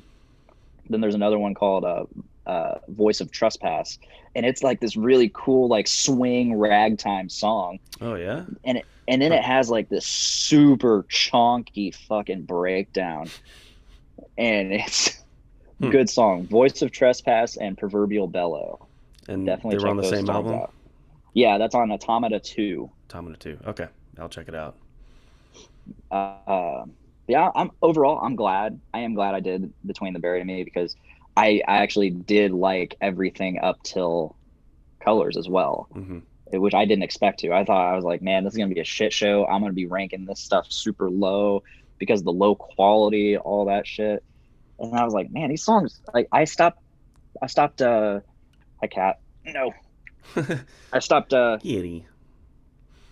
This is Scarlet. Scarlet. Wow. Yeah, we've been on a Sexy. Marvel kick. It's a sexy name for a cat. I stopped ranking things based off of like quality of like production and stuff. Yeah. I started being like, man, these songs are actually, they're getting me going. They're like, I'm actually feeling something from this. I'm bobbing my head to it. Yeah. I think in context too, because if you hear a Between the Buried and Me song out of context, you kind of judge it based on what you're hearing at the moment. But if you put yourself in that and you're in that mindset and you listen to it for a while and you go through the albums, I think you can appreciate it a lot more. I think I would probably be the same way. Yeah. I saw on the first album, they're self-titled. There was a song on there called Aspirations, and he goes like super falsetto in that song, and it reminded me of this band, Affiance. Yeah. You ever listen? Affiance. Yeah, it reminded me of them. I'm like, I miss Affiance. Oh, dude, I know. And I think they were supposed to come out with a new one. They were, yeah. I don't know what happened to it. And then nothing happened. Yeah. Yeah, Dennis Tvardik, the singer, he's dude, I saw them on their farewell tour. Same place as I saw Parkway Drive. I think, okay, so Parkway Drive, that was like my third time seeing them, but same place.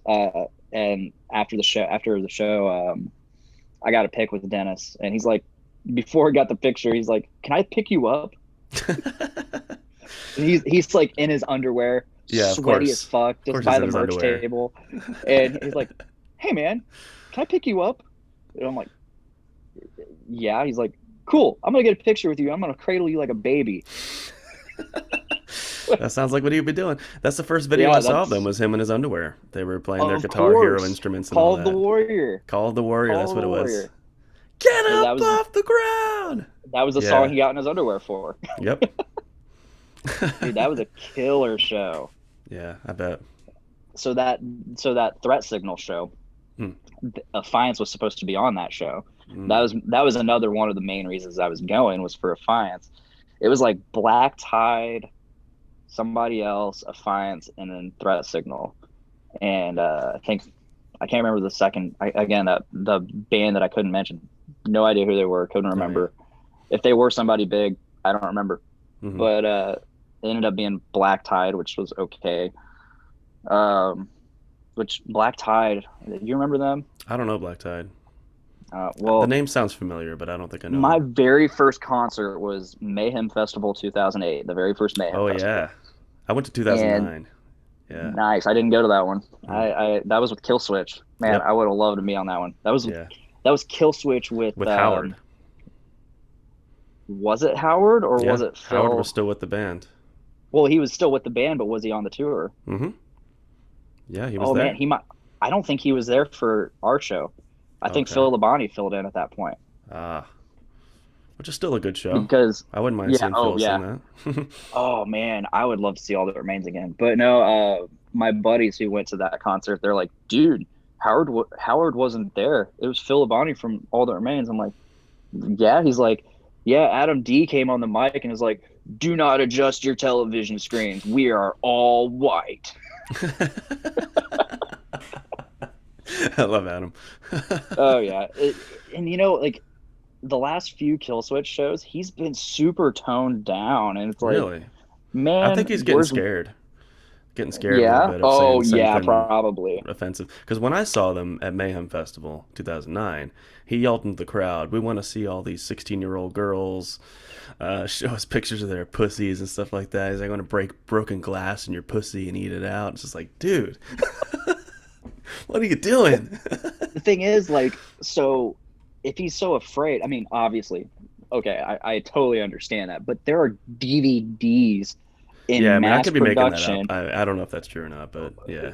Because in But this it day and sounds like age, you something have he to would be say. careful. Yeah, It sounds like something he would say, but yeah, there's video evidence of it yeah, on printed DVDs that they sold of him saying this shit. So it's yeah, like, eh. yeah. But yeah, like I keep telling people that, like, because every time I've seen Killswitch, I've taken people with me that haven't seen him live, Hmm. and I'm like, hey, just beware. Their guitarist is gonna say some outlandish shit, Yeah. and then he doesn't. Like maybe he'll just be kind of kooky and crazy, but he won't say like the super outlandish shit that I'm wanting to hear.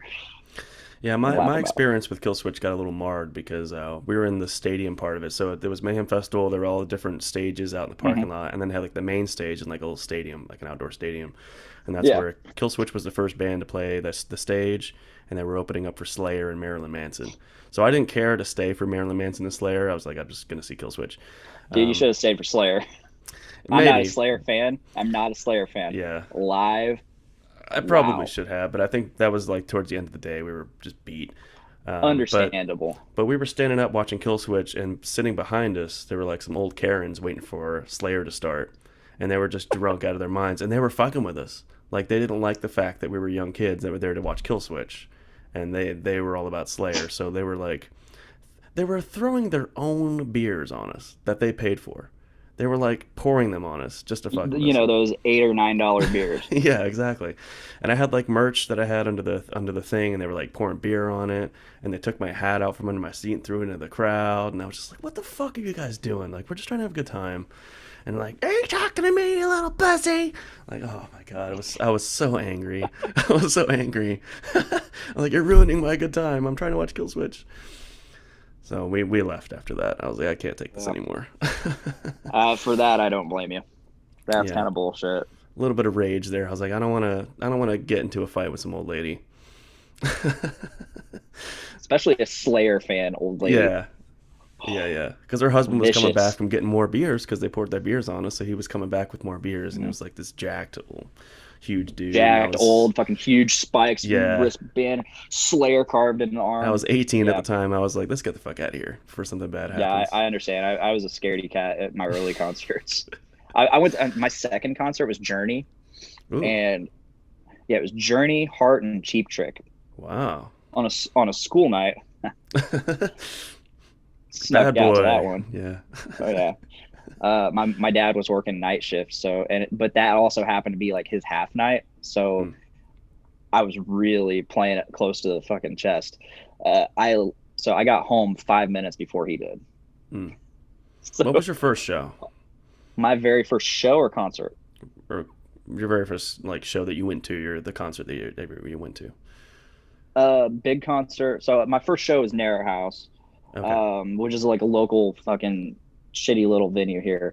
Um, my first concert was the very first Mayhem Festival, and it Oh, was okay. so the main stage was Dragon Force, Mastodon, Ooh. Slip or Disturbed, and then Slipknot. Wow. Side stage, which I am super bummed I missed half of this. So I came into Black Tide, and then it was Suicide Silence, and then 36 Crazy Fist played at some point in the day. Machine Head played at some point in the day. Nice. I'm super bummed I missed 36 Crazy Fist. Huge 36 fan. I haven't really got into them. They're good. I just haven't paid attention to them. Yeah. I like them because they're just different and they have Mm. a really cool energy to them. And then when they are doing those super heartfelt songs, I feel something to them. So Mm. Yeah, I went to Mayhem Fest 2009. That was pretty good too. It started. The first band to play was Whitechapel. They opened yeah, up. I don't remember the order of the bands after that, but I know they opened up. Trivium was there. Black Dahlia Murder was there. Job for a Cowboy. Cannibal Corpse. It was great. Oh, yep. all that remains was there too. Um, and then Kill Switch, obviously. It was a great show. Yeah, I had a really great time. But I think my first concert was Born of Osiris with a No shit. mirror. It was Born of Osiris Oh, with a mirror and Impending fucking Mirror. Doom. Yeah, Oh my Impending God. Doom was playing.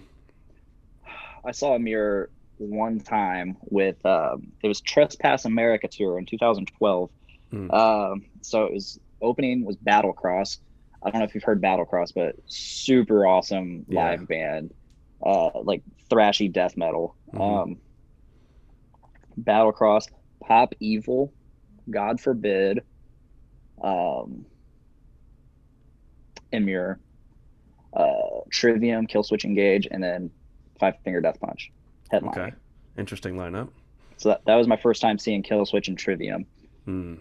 And Trivium was still doing their in wave stuff. Yeah. Yeah, when I saw And this Trivium, was I wasn't a fan, so I didn't really pay attention to him okay. at the time. Uh, Yeah. their newer stuff's been really good. Yeah. The Sin and the Sentence, Yeah. Shogun, which is from 2009. So Shogun, and then 2017, Sin and the Sentence. Hmm. That's a Very really good good albums. I album. would recommend. Yeah, I've listened to them a Um, lot. this was Jesse Leach's like first tour back, or one of his first tours back with Killswitch, Hmm. officially, Wow, not just filling in, just officially. that's awesome. Yeah. I Let's have see. yet to see This is, him live. I've never seen Howard. Okay. Yeah, Howard was good Which I live. was You know, I was planning on going to this last year's tour with Light the Torch, Killswitch and Light the Torch, oh yeah. and August Burns Red. I was like, Ooh yeah. this tour is just too good. And then of course it was too good to happen because Hmm. COVID. I think they're Uh, gonna do it eventually though. I think they're bringing it yeah, they're back. planning on doing it next year. Like all the tickets are still being honored. Hmm. I never got my ticket, unfortunately, but Is it sold out? um, I don't think so. Oh yeah, because I I'm would like to guessing as go soon if as they come they, here. yeah, I'm guessing as soon as they announce it, it will be sold out. Yeah, Um, that's a but good yeah, tour. I am getting ready to here in October see Killswitch with Slipknot. Nice. Yeah, That'd be great. I would and love to see Slipknot live. Oh my oh god. yeah, oh yeah, I've seen them I think 4 times now. Really? Mostly at Mayhem festivals. Okay. Like yeah, 2 Mayhem festivals, and then okay, so I've seen them 3 times. Hmm. I'm going for the fourth. Yeah, 2 Mayhem festivals, and then one. It was a tour they did with Lamb of God, Bullet for My Valentine, and Motionless in White. Okay. And Bullet for My Valentine was doing their Venom tour, so it was kind of like a return to form for them. So they were pretty good. They were a band that I got into in the early days, and then Yeah, I fell liked a couple off. of their songs. That Tears Don't Fall, and Yeah, yeah. they did a part 2 to that. Really?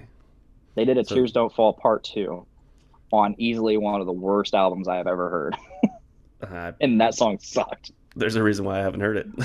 Yeah. Oh, my buddy Must Nick not have and been I, we very used to make popular. fun of that album. So we made fun of that album so hard when it came Hmm. out because it was just so cringe. Wow. And I've never been a Motionless in White fan, so we kind of stayed in the parking lot for them. But Yeah.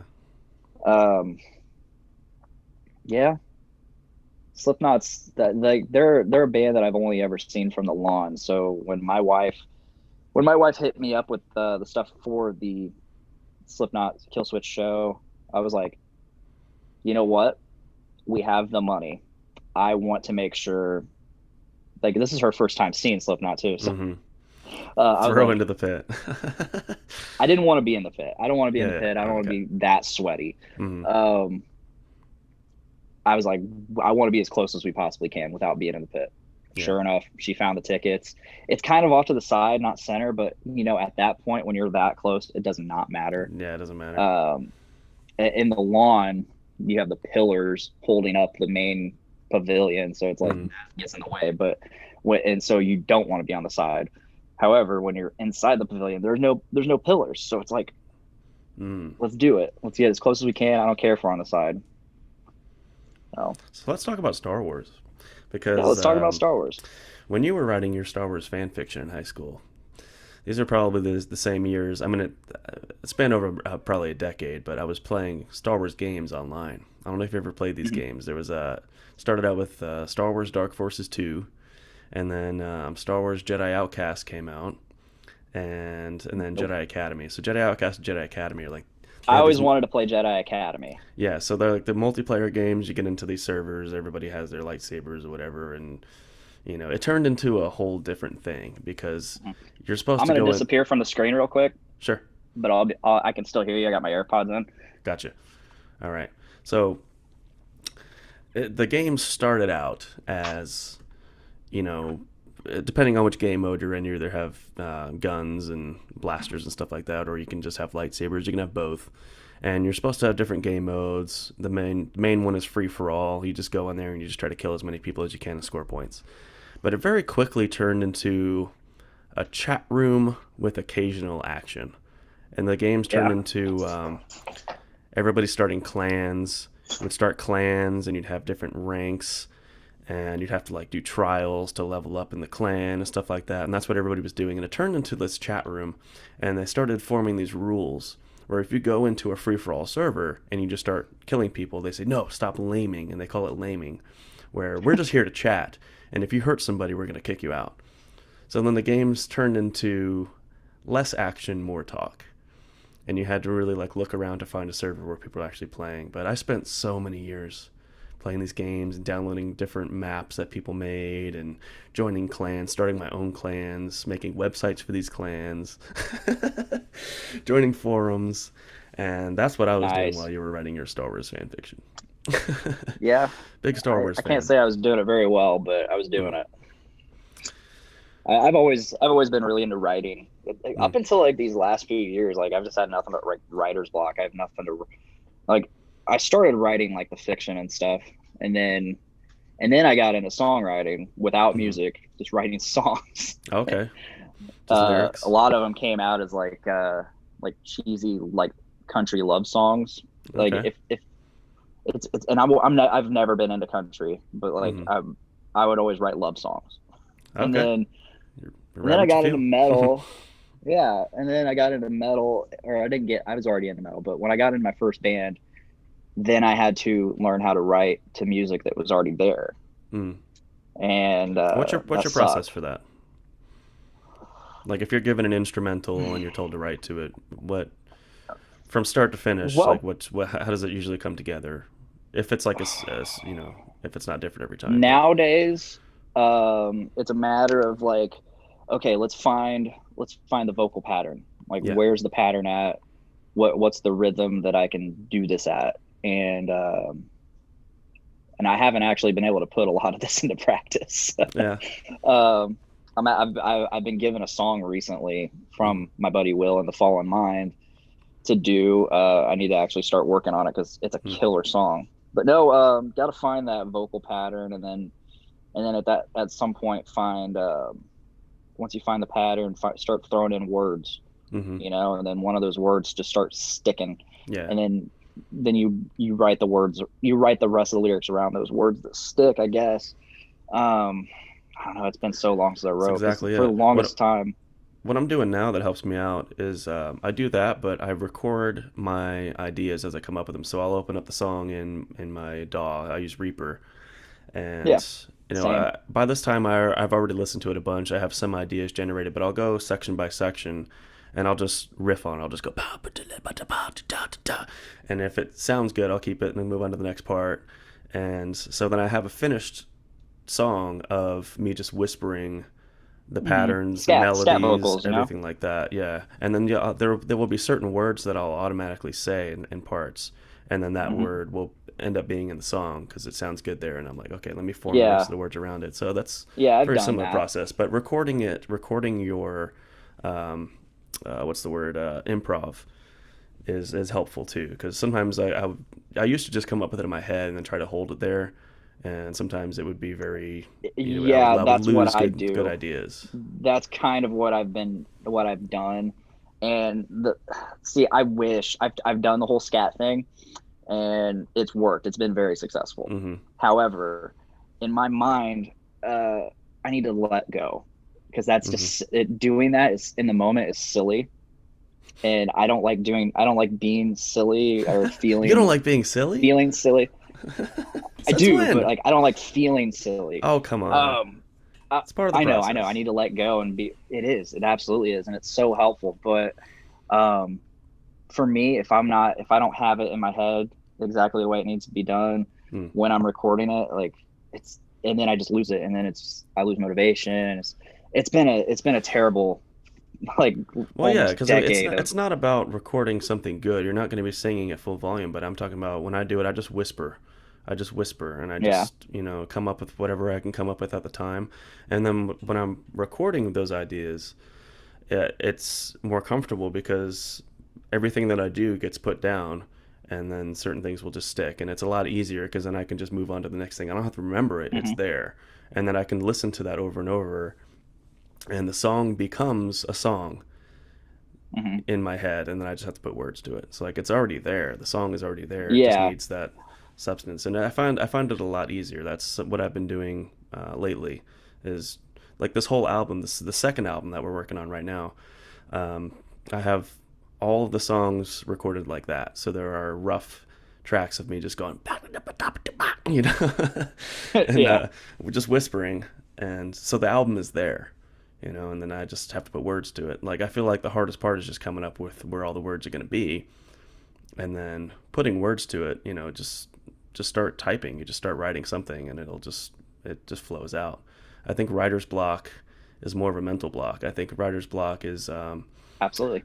it's being afraid of not being able to do something good enough or not being able to find the right words. But Absolutely. Like, and I've discovered that I guess it's part of like my personality type, whatever, like, to all that shit. Um, mhm. is part of my personality type is I don't like to do things, or I don't like to try new things unless I absolutely know for sure they're going to work out and it's Yeah. planned out. I don't like to I don't like to do I don't like to give out ideas unless they're completely fleshed out, Mm. which has been extremely unsuccessful. Yeah. It sucks because, like you're saying, all this scat stuff and doing it like that, it has worked for me. But for Hmm. some reason, in my mind, even though it's worked for me, I can't do it. It's just Yeah. getting over that mental block. Yeah. No, I mean, because I do have that. I do feel that way a lot. That's how I am too. Where it's hard for me to start something unless I know it's going to be somewhat successful. Like I don't want to Hmm. do something and then fail at it. But I think I'm getting over that now because the best way to learn something is to fail at something, because then you learn what Yeah. not to do. Fail, and do it a lot. Yeah, yeah, really. Because I mean, I when think you're that's been another issue for me over the years, is like my time to do it has dwindled a hmm. lot. And like I'm also one of those people, you probably definitely understand this, is like Yeah. if there are people around in the Hmm. house, I don't feel comfortable doing anything vocally. That's my situation right now. I've Yeah. recorded one song since I moved into this house, and that's all I've been able to do. When I moved back to my dad's about 6 years ago. And I managed to record a couple times. I recorded a song or two, but even when he wasn't there, like I found myself feeling super awkward. Yeah. Like he was on yeah, he would go to work a few hours before I did. So, Hmm. and I was on night shift, but so our shifts kind of did align, but he would go a couple hours before I did. So I actually did have some time to work, so Yeah. to speak. And I found myself just not doing it because, again, it was just that uncomfortableness. I'm really wanting to, um, wherever I move to next. Like I'm hoping to sell my house within another year or two. Hmm. I'm really hoping to actually get an actual studio space where I can acoustically treat everything. And Yeah, it's like a dream of like, I know mine. my main gig these days is podcasting. I don't really do a whole lot of vocals. Hmm. I want to. I'm super. I have the itch so bad to do it, Right. but It never goes away. Yeah. it doesn't. And especially when like you have people sending you super incredible music that Hmm. you're into, not just that it's good, it's just you're into it. The itch really intensifies. Hmm. Yeah. Me myself, I don't know if this is gonna flesh out completely, but I might be moving to Germany sometime pretty No soon. shit. I got involved with a band there. They've been trying to get me to join since last year. I don't want to say too much because they are kind of established and they have some famous people in the band. The Yeah. drummer is like the main driver of it, and the drummer is he's been one of the top metal drummers since like the 80s. And they really wanted me to sing for the band. And at the time, I was still holding on to some things in my life that I couldn't let go of. I was still living on my own. I'm like, I have a job here. I have stuff that I need to hold Yeah. on to. And then once everything I was holding on to fell apart, my life was over. I'm like, well, now I have nothing else to lose. So I've been talking to these guys. I recorded a demo for them. And the guitarist has told me that he has a little apartment attached to his house. And he has his own studio. And he's like, I'll fly you out here and you can stay here. We can do the album. You could spend 3 months here, and if you like it, maybe you can stay. Like, hey, I have nothing to lose. I've heard good things about Germany. Yeah. So like If my best anything, friend, it'll be a fun experience. he was born there. So Who was born there? my best friend, he was Oh, okay. his name's Tyler. He was born, well, his dad was in the army, and so he was born on base, but Mm. yeah, he was born there. He talks very highly of Germany. That's something I've been giving a lot of thought to lately is moving to Europe. I didn't know exactly where, because all my bands are European, and Yeah. most of my friends are in Europe. A lot of my connections there, whether they're in Sweden or Finland or Czechia or Austria or now Germany. So I just wanted to kind of get out there because I just need to try something new. I need a change of scenery, change That of I environment. I've had a friend here. He recently was like, because he's been looking for like a place to live. Like he's trying to get out of it. He has to move out of his current place within like a month or two. So for like Hmm. the last couple months, he's known about this and he's been hitting people up like, "Hey, I need a place to live. Hey, I have these two dogs and blah blah blah." And he's also been super depressed. And he's like, "I'm about to just say fuck it. If no one hits me up for a house, I'm gonna move to Texas." I'm like, dude, honest. Just move to Texas. Hmm. Change your scenery, change the people around you. Your mental state will flourish. Yeah. And he's like to the point now he's like, well, I'm not moving to Texas now. I'm gonna move to Kokomo, which is like 45 minutes north of here. I'm like, whatever. Just change your scenery. Yeah. Any change. Get into a situation. Yeah. Yeah, and you who knows, maybe it'll work for you. Yeah.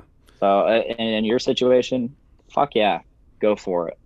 Yeah. I mean, I'm at that place where I'm like, I don't have much more to lose. I might as well just take a big chance, take a big step. What's the worst that can happen? It doesn't work out. Come back here. Yeah.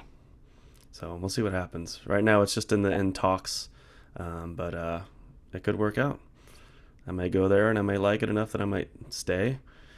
I don't know because I have so many attachments here. Like, I don't mean attachments of things I actually want to be attached to, but certain debts and things that may Yeah. follow me, and I don't know how that's going to happen. But at this point, I'm like, I don't give a fuck anymore. Let's just see what happens. Yeah. I've dedicated myself to trying to make this happen, whatever it is. Being a vocalist and doing all of this stuff. This is what I want to do. I don't want to do anything else. So I'm going to do whatever it takes. I'll suck a lot of dicks. I'll do whatever I need to do to make it happen. That's the spirit. That's the spirit. Oh yeah. So I'm starting to make connections with people, and I just want to take advantage of those opportunities and not squander them. Absolutely. So, And like I said, if you got a chance to move over to Germany, especially with an established band ish, and Yeah. they're offering to like put you up, like yeah. I'd be Do it. crazy. I'd be crazy to turn it down. Yeah. Yeah, And I music mean, is and so good too. It's really good. get the fuck Yeah. away from America. I know, dude. Like this shit show. Yeah. That's the thing about America too is, when you get fucked in America, it's really hard to get unfucked. Once you're fucked, It really it's is. hard to get out of it. Most people don't. It really is. And I I don't want mean, to. I don't just want to be one of those people that dies fucked. no, It's no. not for me. I've been super fortunate with my life, but uh, like my wife, for instance, like she's battling some like depression issues, or she has been, and even with my job provides like incredible health insurance for free. I don't pay anything for it, Nice. and even with that, she has to pay like upwards of $2,000 just for Mm. any kind of care that she wants to get. Um, and it's just like, why? Yeah, the whole health Why? insurance thing is a giant scam to me. I don't It understand how it is. works or why it works because it doesn't work. But everybody just accepts it, and this is the way it is. Yeah, and if we do anything else, it's oh, we're going to get taxed more. Yeah, No, you're not. yeah, I don't mean to make this political, but no, you're yeah. I not. know. Yeah, the same people that are paying $100 every month, they're like, I don't want to pay an extra $30 in taxes and not pay that $200 a month. It doesn't make any sense, when you think about it. But yeah, I don't want to get political No, either because we can go and on they all don't even day. have just to stick in that little zone right there. We don't even have to be taxed more. They can just take Yeah, taxes from elsewhere. I don't know, like our $700 billion defense budget that we don't need right. anyway. Totally in agreement. Yes. We know. Yeah, we see each other's Facebook posts. We know. We know what we believe. Yeah. So Well, let me ask you one question. It mhm. sounds like you're about to wrap this up. Um, Or not. no, I don't care. I can keep going. I can Hmm. actually. I am kind of hungry. I do have to It's pee really it's bad. about lunchtime. I need a burger. Um, Yeah. what is a song or two that I don't want to say like a favorite song because that's too hard. That's way That's too way too fucking hard. hard Yeah. for any fan of music. Hmm. Um, what's one song that really you find like the most emotionally evocative, Well, that or two changes a songs, whatever? lot. That changes a lot. Yeah, I mean, lately it's been Pink Floyd songs. yeah, Because I got into them kind of late. Like I grew up listening to my dad sing Pink Floyd like in the bedroom and stuff like that, but didn't really pay attention to it. And I was like, that's just old man music. It's boomer music. And boomer music. so yeah, so I never really paid attention to it. And then when I was living on my own, I think it was really just last year, I decided to start listening to Pink Floyd, and then it just blew up, and they became like my favorite band really, and like David Yeah, Gilmour's. I did notice that trend with you. Yeah. And so my thing right now is because I became so emotionally attached to a lot of these songs, and not only the songs but the history of the band and just the amount of respect I have for David Gilmour, the guitarist, Hmm. as a Hmm. person and as a guitar player. And now I'm on a little kick where I like to go on YouTube and I watch reaction videos of people listening to Pink Floyd for the first time. And there are some people that will listen to it and they'll start crying. And like I cry when I listen to these songs, the same songs, Comfortably Yeah, Numb. When I hear the guitar solo for Comfortably Numb, it makes me tear up every time. Um, so yeah, Pink Floyd is a big one for me. But as far as like metal, um, that's a really good question. I mean, I get emotional listening to Devin Townsend music. right. He's very good at invoking emotions. Hmm. He knows exactly how to do it. He hits the right notes that just pull at your heartstrings. Um, I got into him because of you, by the way. oh yeah, Listen, I don't think it was no, because I think I just saw you posting a lot of his stuff and sharing it, and I think what was it? It wasn't Kingdom. I know because I saw your cover of that, and then I listened to his, and I'm like, fuck. yeah, Oh, yeah. I can't remember what the song. It's that music video where like all the animals are playing the instruments and shit. I think it was Um, actually.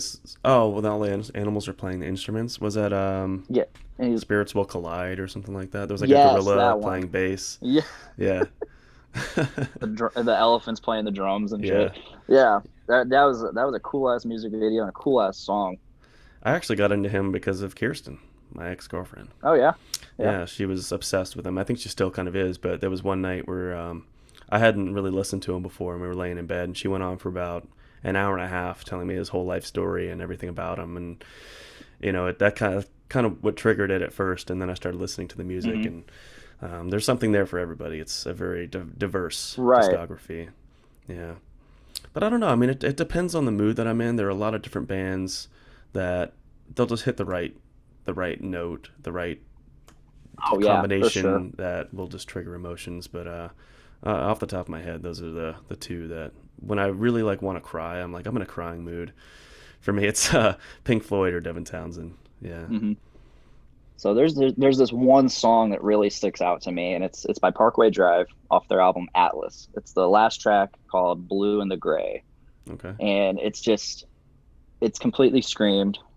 I mean, up till that point, like all Parkway Drive was screamed. Yeah. And it just sounds so angry, and you look at the lyrics and you're just like, holy shit, this is so sad. Hmm. And then it's in that moment that you think you realize that rage isn't exactly anger. Mm-hmm. It's just rage is it's not happy, but it's Frustration. anger. It's anger Yeah. and frustration and sadness. Mm-hmm. It's But pain. amplified. Right. Pain. It's just all wound up and amplified. Yeah. And it's I'm just like, actually holy writing a shit, song right now for the second album called Casual Rage, talking about that. casual rage. Casual rage. The rage that you Yeah, live but with there's every this. day and don't acknowledge. Yeah. Oh yeah. Yeah. There's some of the lyrics are, I sat on the rooftop and screamed at the sky. I sat on the edge until I knew deep inside, like the sky, I will always be empty. The horizon, my love, forever just out of reach. And then it goes into a breakdown. Of course. It's like this. That song has like super heavy breakdowns, like that Mm. Parkway Drive is like extra known for.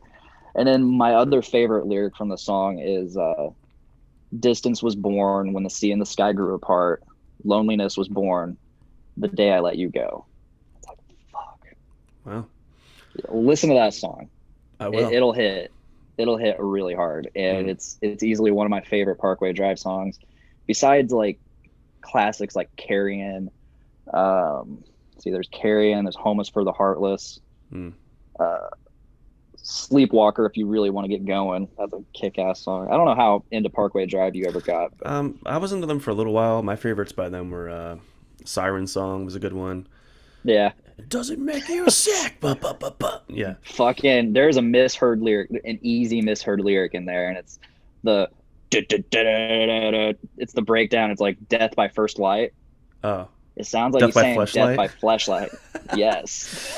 yeah. I'm And like, man, that'd be a way to go. there was that other song that they got made fun of. What was the one what the song you were talking about? What was that album called? In the blue. Atlas. The album's called Atlas. With Blue and the Gray. Blue and the Gray. Or yeah. Yeah, That one's that, Atlas. It has Dark Days. yeah. There was one song on there where it sounds like it says, "This is a volleyball. This is my asshole." I don't know. This What is a that? volleyball that says my asshole. Yeah, God. but honestly, the music that makes me cry right now is the music that I'm writing. I find Yeah. when I'm writing, That's powerful. yeah, when I'm writing a song, and either the melody that I come up with or as I'm writing the words, because I'm writing very personal words right now for the second album. The whole thing is like from detailing of from childhood to where I am now, like developing my brain developing and things that I went through and like how trauma affects your whole life and the way that you live and overcoming that and discovering who you really are and things like that. And so it's very personal words. But I'm Yeah. finding like as I'm coming up with these ideas, I have the melody already, and then as soon as I put words to it and I sing it to myself, I'm like, that's good. That's gonna be good. I did that to myself with one of my songs. It's a song called Nevermore. It never got like it never got like a finished mix or anything. Hmm. But like I put out like I sent Will a vocal demo of it, and it was the last part of the song is just me honestly ad-libbing Hmm. as much as I could and not putting any technique into it, just fucking all emotion, screaming my lungs out. Hmm. And once I threw some effects on it, and it sounded so perfect. And it was about this time in my life where, of course, a girl left me without any reason whatsoever, and then I up to that point, like after she left, I thought, I was like, well, what is there left? Mm, And the song's about like waking up, not and to think and thinking she's there, but oh, she's gone. yeah. And oh, I got, oh, yeah, that's right, she is gone. And then it was about me reaching this super low point. Fucking, I was 25, 24, 25, whatever. Hmm. Uh, and I was like, it was just like the lowest point I ever thought, like, of like, should I just end it all? But Hmm. what would be the point? What would be the point if I end it all? Like, Right. what would I gain from that? Nothing. What would that do for her? Nothing. It's Hmm. pointless. Yeah, I get into that mindset a lot because you know a lot of stuff I've been going through, and I Hmm. have those a lot of days where I'm pretty suicidal. But then the thought that I have is, no, I have some music to finish. I got to finish that music first. There you go. And There you go. then more music will come, and I'm like, well, I have to finish that music now. So that's what's keeping me going. That's It's what I was just about to ask, and yeah. that's it's about to be like super deep, but like, what's gonna happen when there is no more music? Hopefully that will never That's happen. well, that's what I'm saying is don't use music as a crutch too much for Yeah. that. Well, You got to find that inner peace, inner happiness, man. well, yeah. I mean, hopefully I can use that as a crutch for a while to kind of work through it, and then I can kind of build something else that I can hold on to. And um, yeah, I mean, because other than that, it's like the things that I believe, that my beliefs are, life is pretty meaningless to begin with. So there's no meaning Gotcha. of life. It's whatever you make it. So if you don't make a meaning in your life, or you lose the meaning that you had, and sometimes people get trapped in a place where they can be stuck. They can be Yeah. stuck in a bad situation, never get out of it. So hopefully I'm not there. I feel like I am sometimes, but everybody around me tells me, no, it's just temporary. It's just temporary. But it's like, it's been temporary for the last decade. When's it going to stop being temporary? When's it going to end? And it just keeps piling on. But, you know, I just try to grasp onto certain things that have meaning to me and try to find my own meaning. Hmm. That's the only thing I can really say to people that are going through things like that. Or just grasp onto the thing that you love, the thing that gives your life meaning. It's a journey, and it's different for everybody. Like I've definitely I've definitely gone through my journey and battled my demons. And if you know me on a personal level, you'd think like, what the fuck are you talking about? You've had a really good life. You've had a really easy life. But it's like Life's not on easy the for out, anybody. no, it on the outside, it's like, okay, but you don't know the things that drive me Hmm. and the fulfillment I get. It's all about, I found that it's all about fulfillment. Find Hmm. something that fulfills you and then find that inner peace within it. Yeah, So I guess music for you, that's what I'm trying to do. I'm definitely. trying to dip my Yeah. toe in many things. I'm doing music now. I'm trying to start these podcasts because this is really good for me to be able to talk to like-minded Yeah. people, because I don't get to have conversations like this. Like, I'm surrounded by people who are, I just can't. I don't. Then we don't resonate. We're not on the same frequency. Like, I hang out at the bar and hang out with my family and stuff, but it's like it's very very surface level.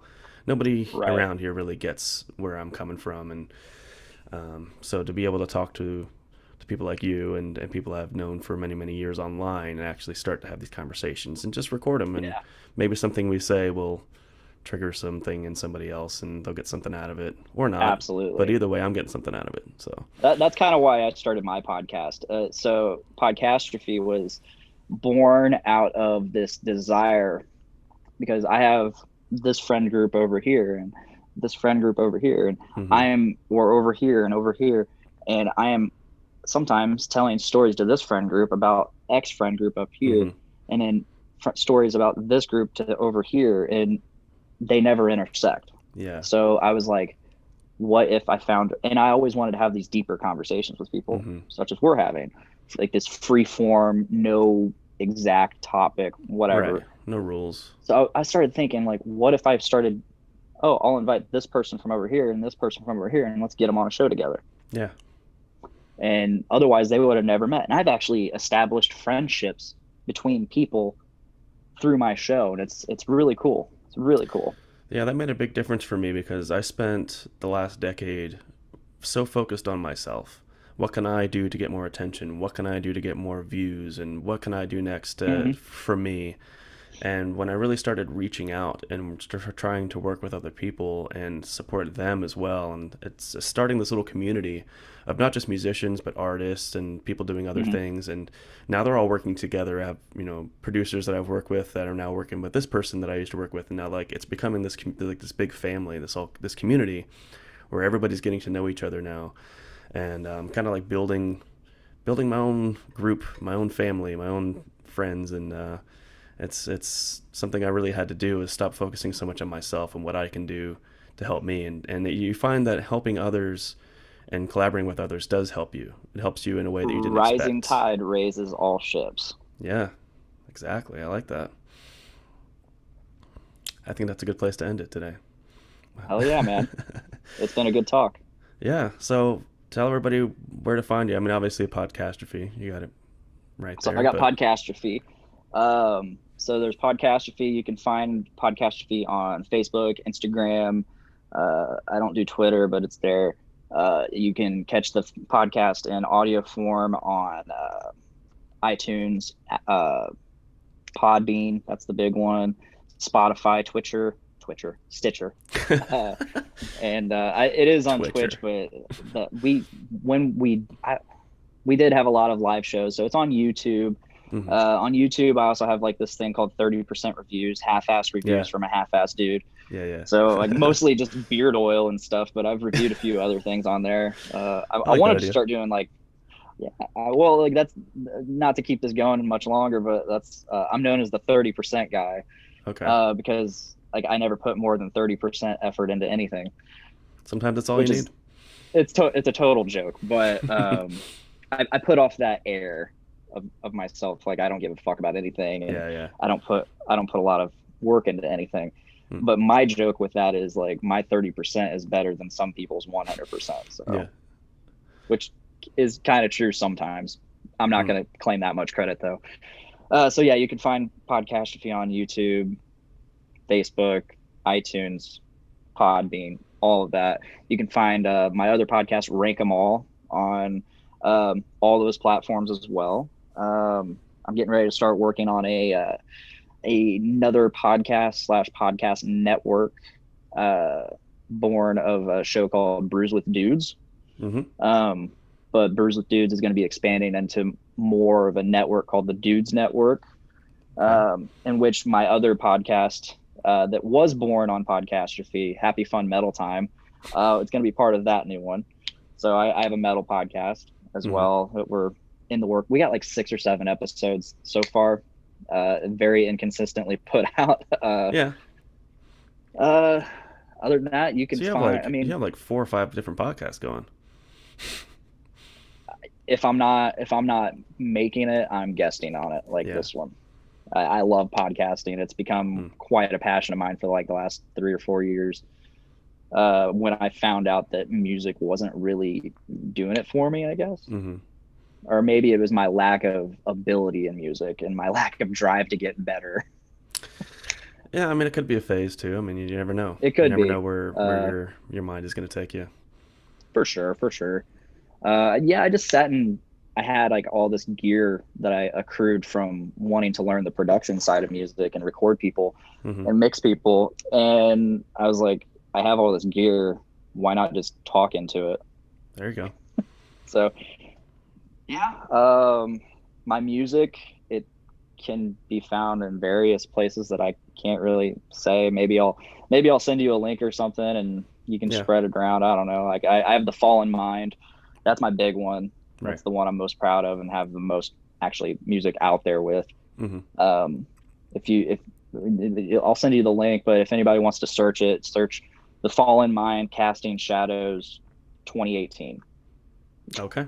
And that's the only one that's on YouTube so far. Okay. When that's out, I'll put the link in the description. Yeah. Okay, cool. Yeah. But that's it. Other than that, you can hit me up on Instagram, Podcastrophe. All right, man. It's been an absolute pleasure. I hope to have you back. This is great. I feel like we just kind of hit the surface of a lot of topics, but we need to. For This sure. conversation can go a lot longer. That's how it is with me. We can gloss over like a ton of topics and within a 15-minute period. Yeah. Well, I'll get you on again for sure. It's been an absolute Oh pleasure, yeah. man. It's good to finally talk to you and hear your voice for Oh the yeah, first time for in sure. 10 years. I know. Thanks for having me. Thanks for having Absolutely, me. man. All right, man. Take care. You too. All right.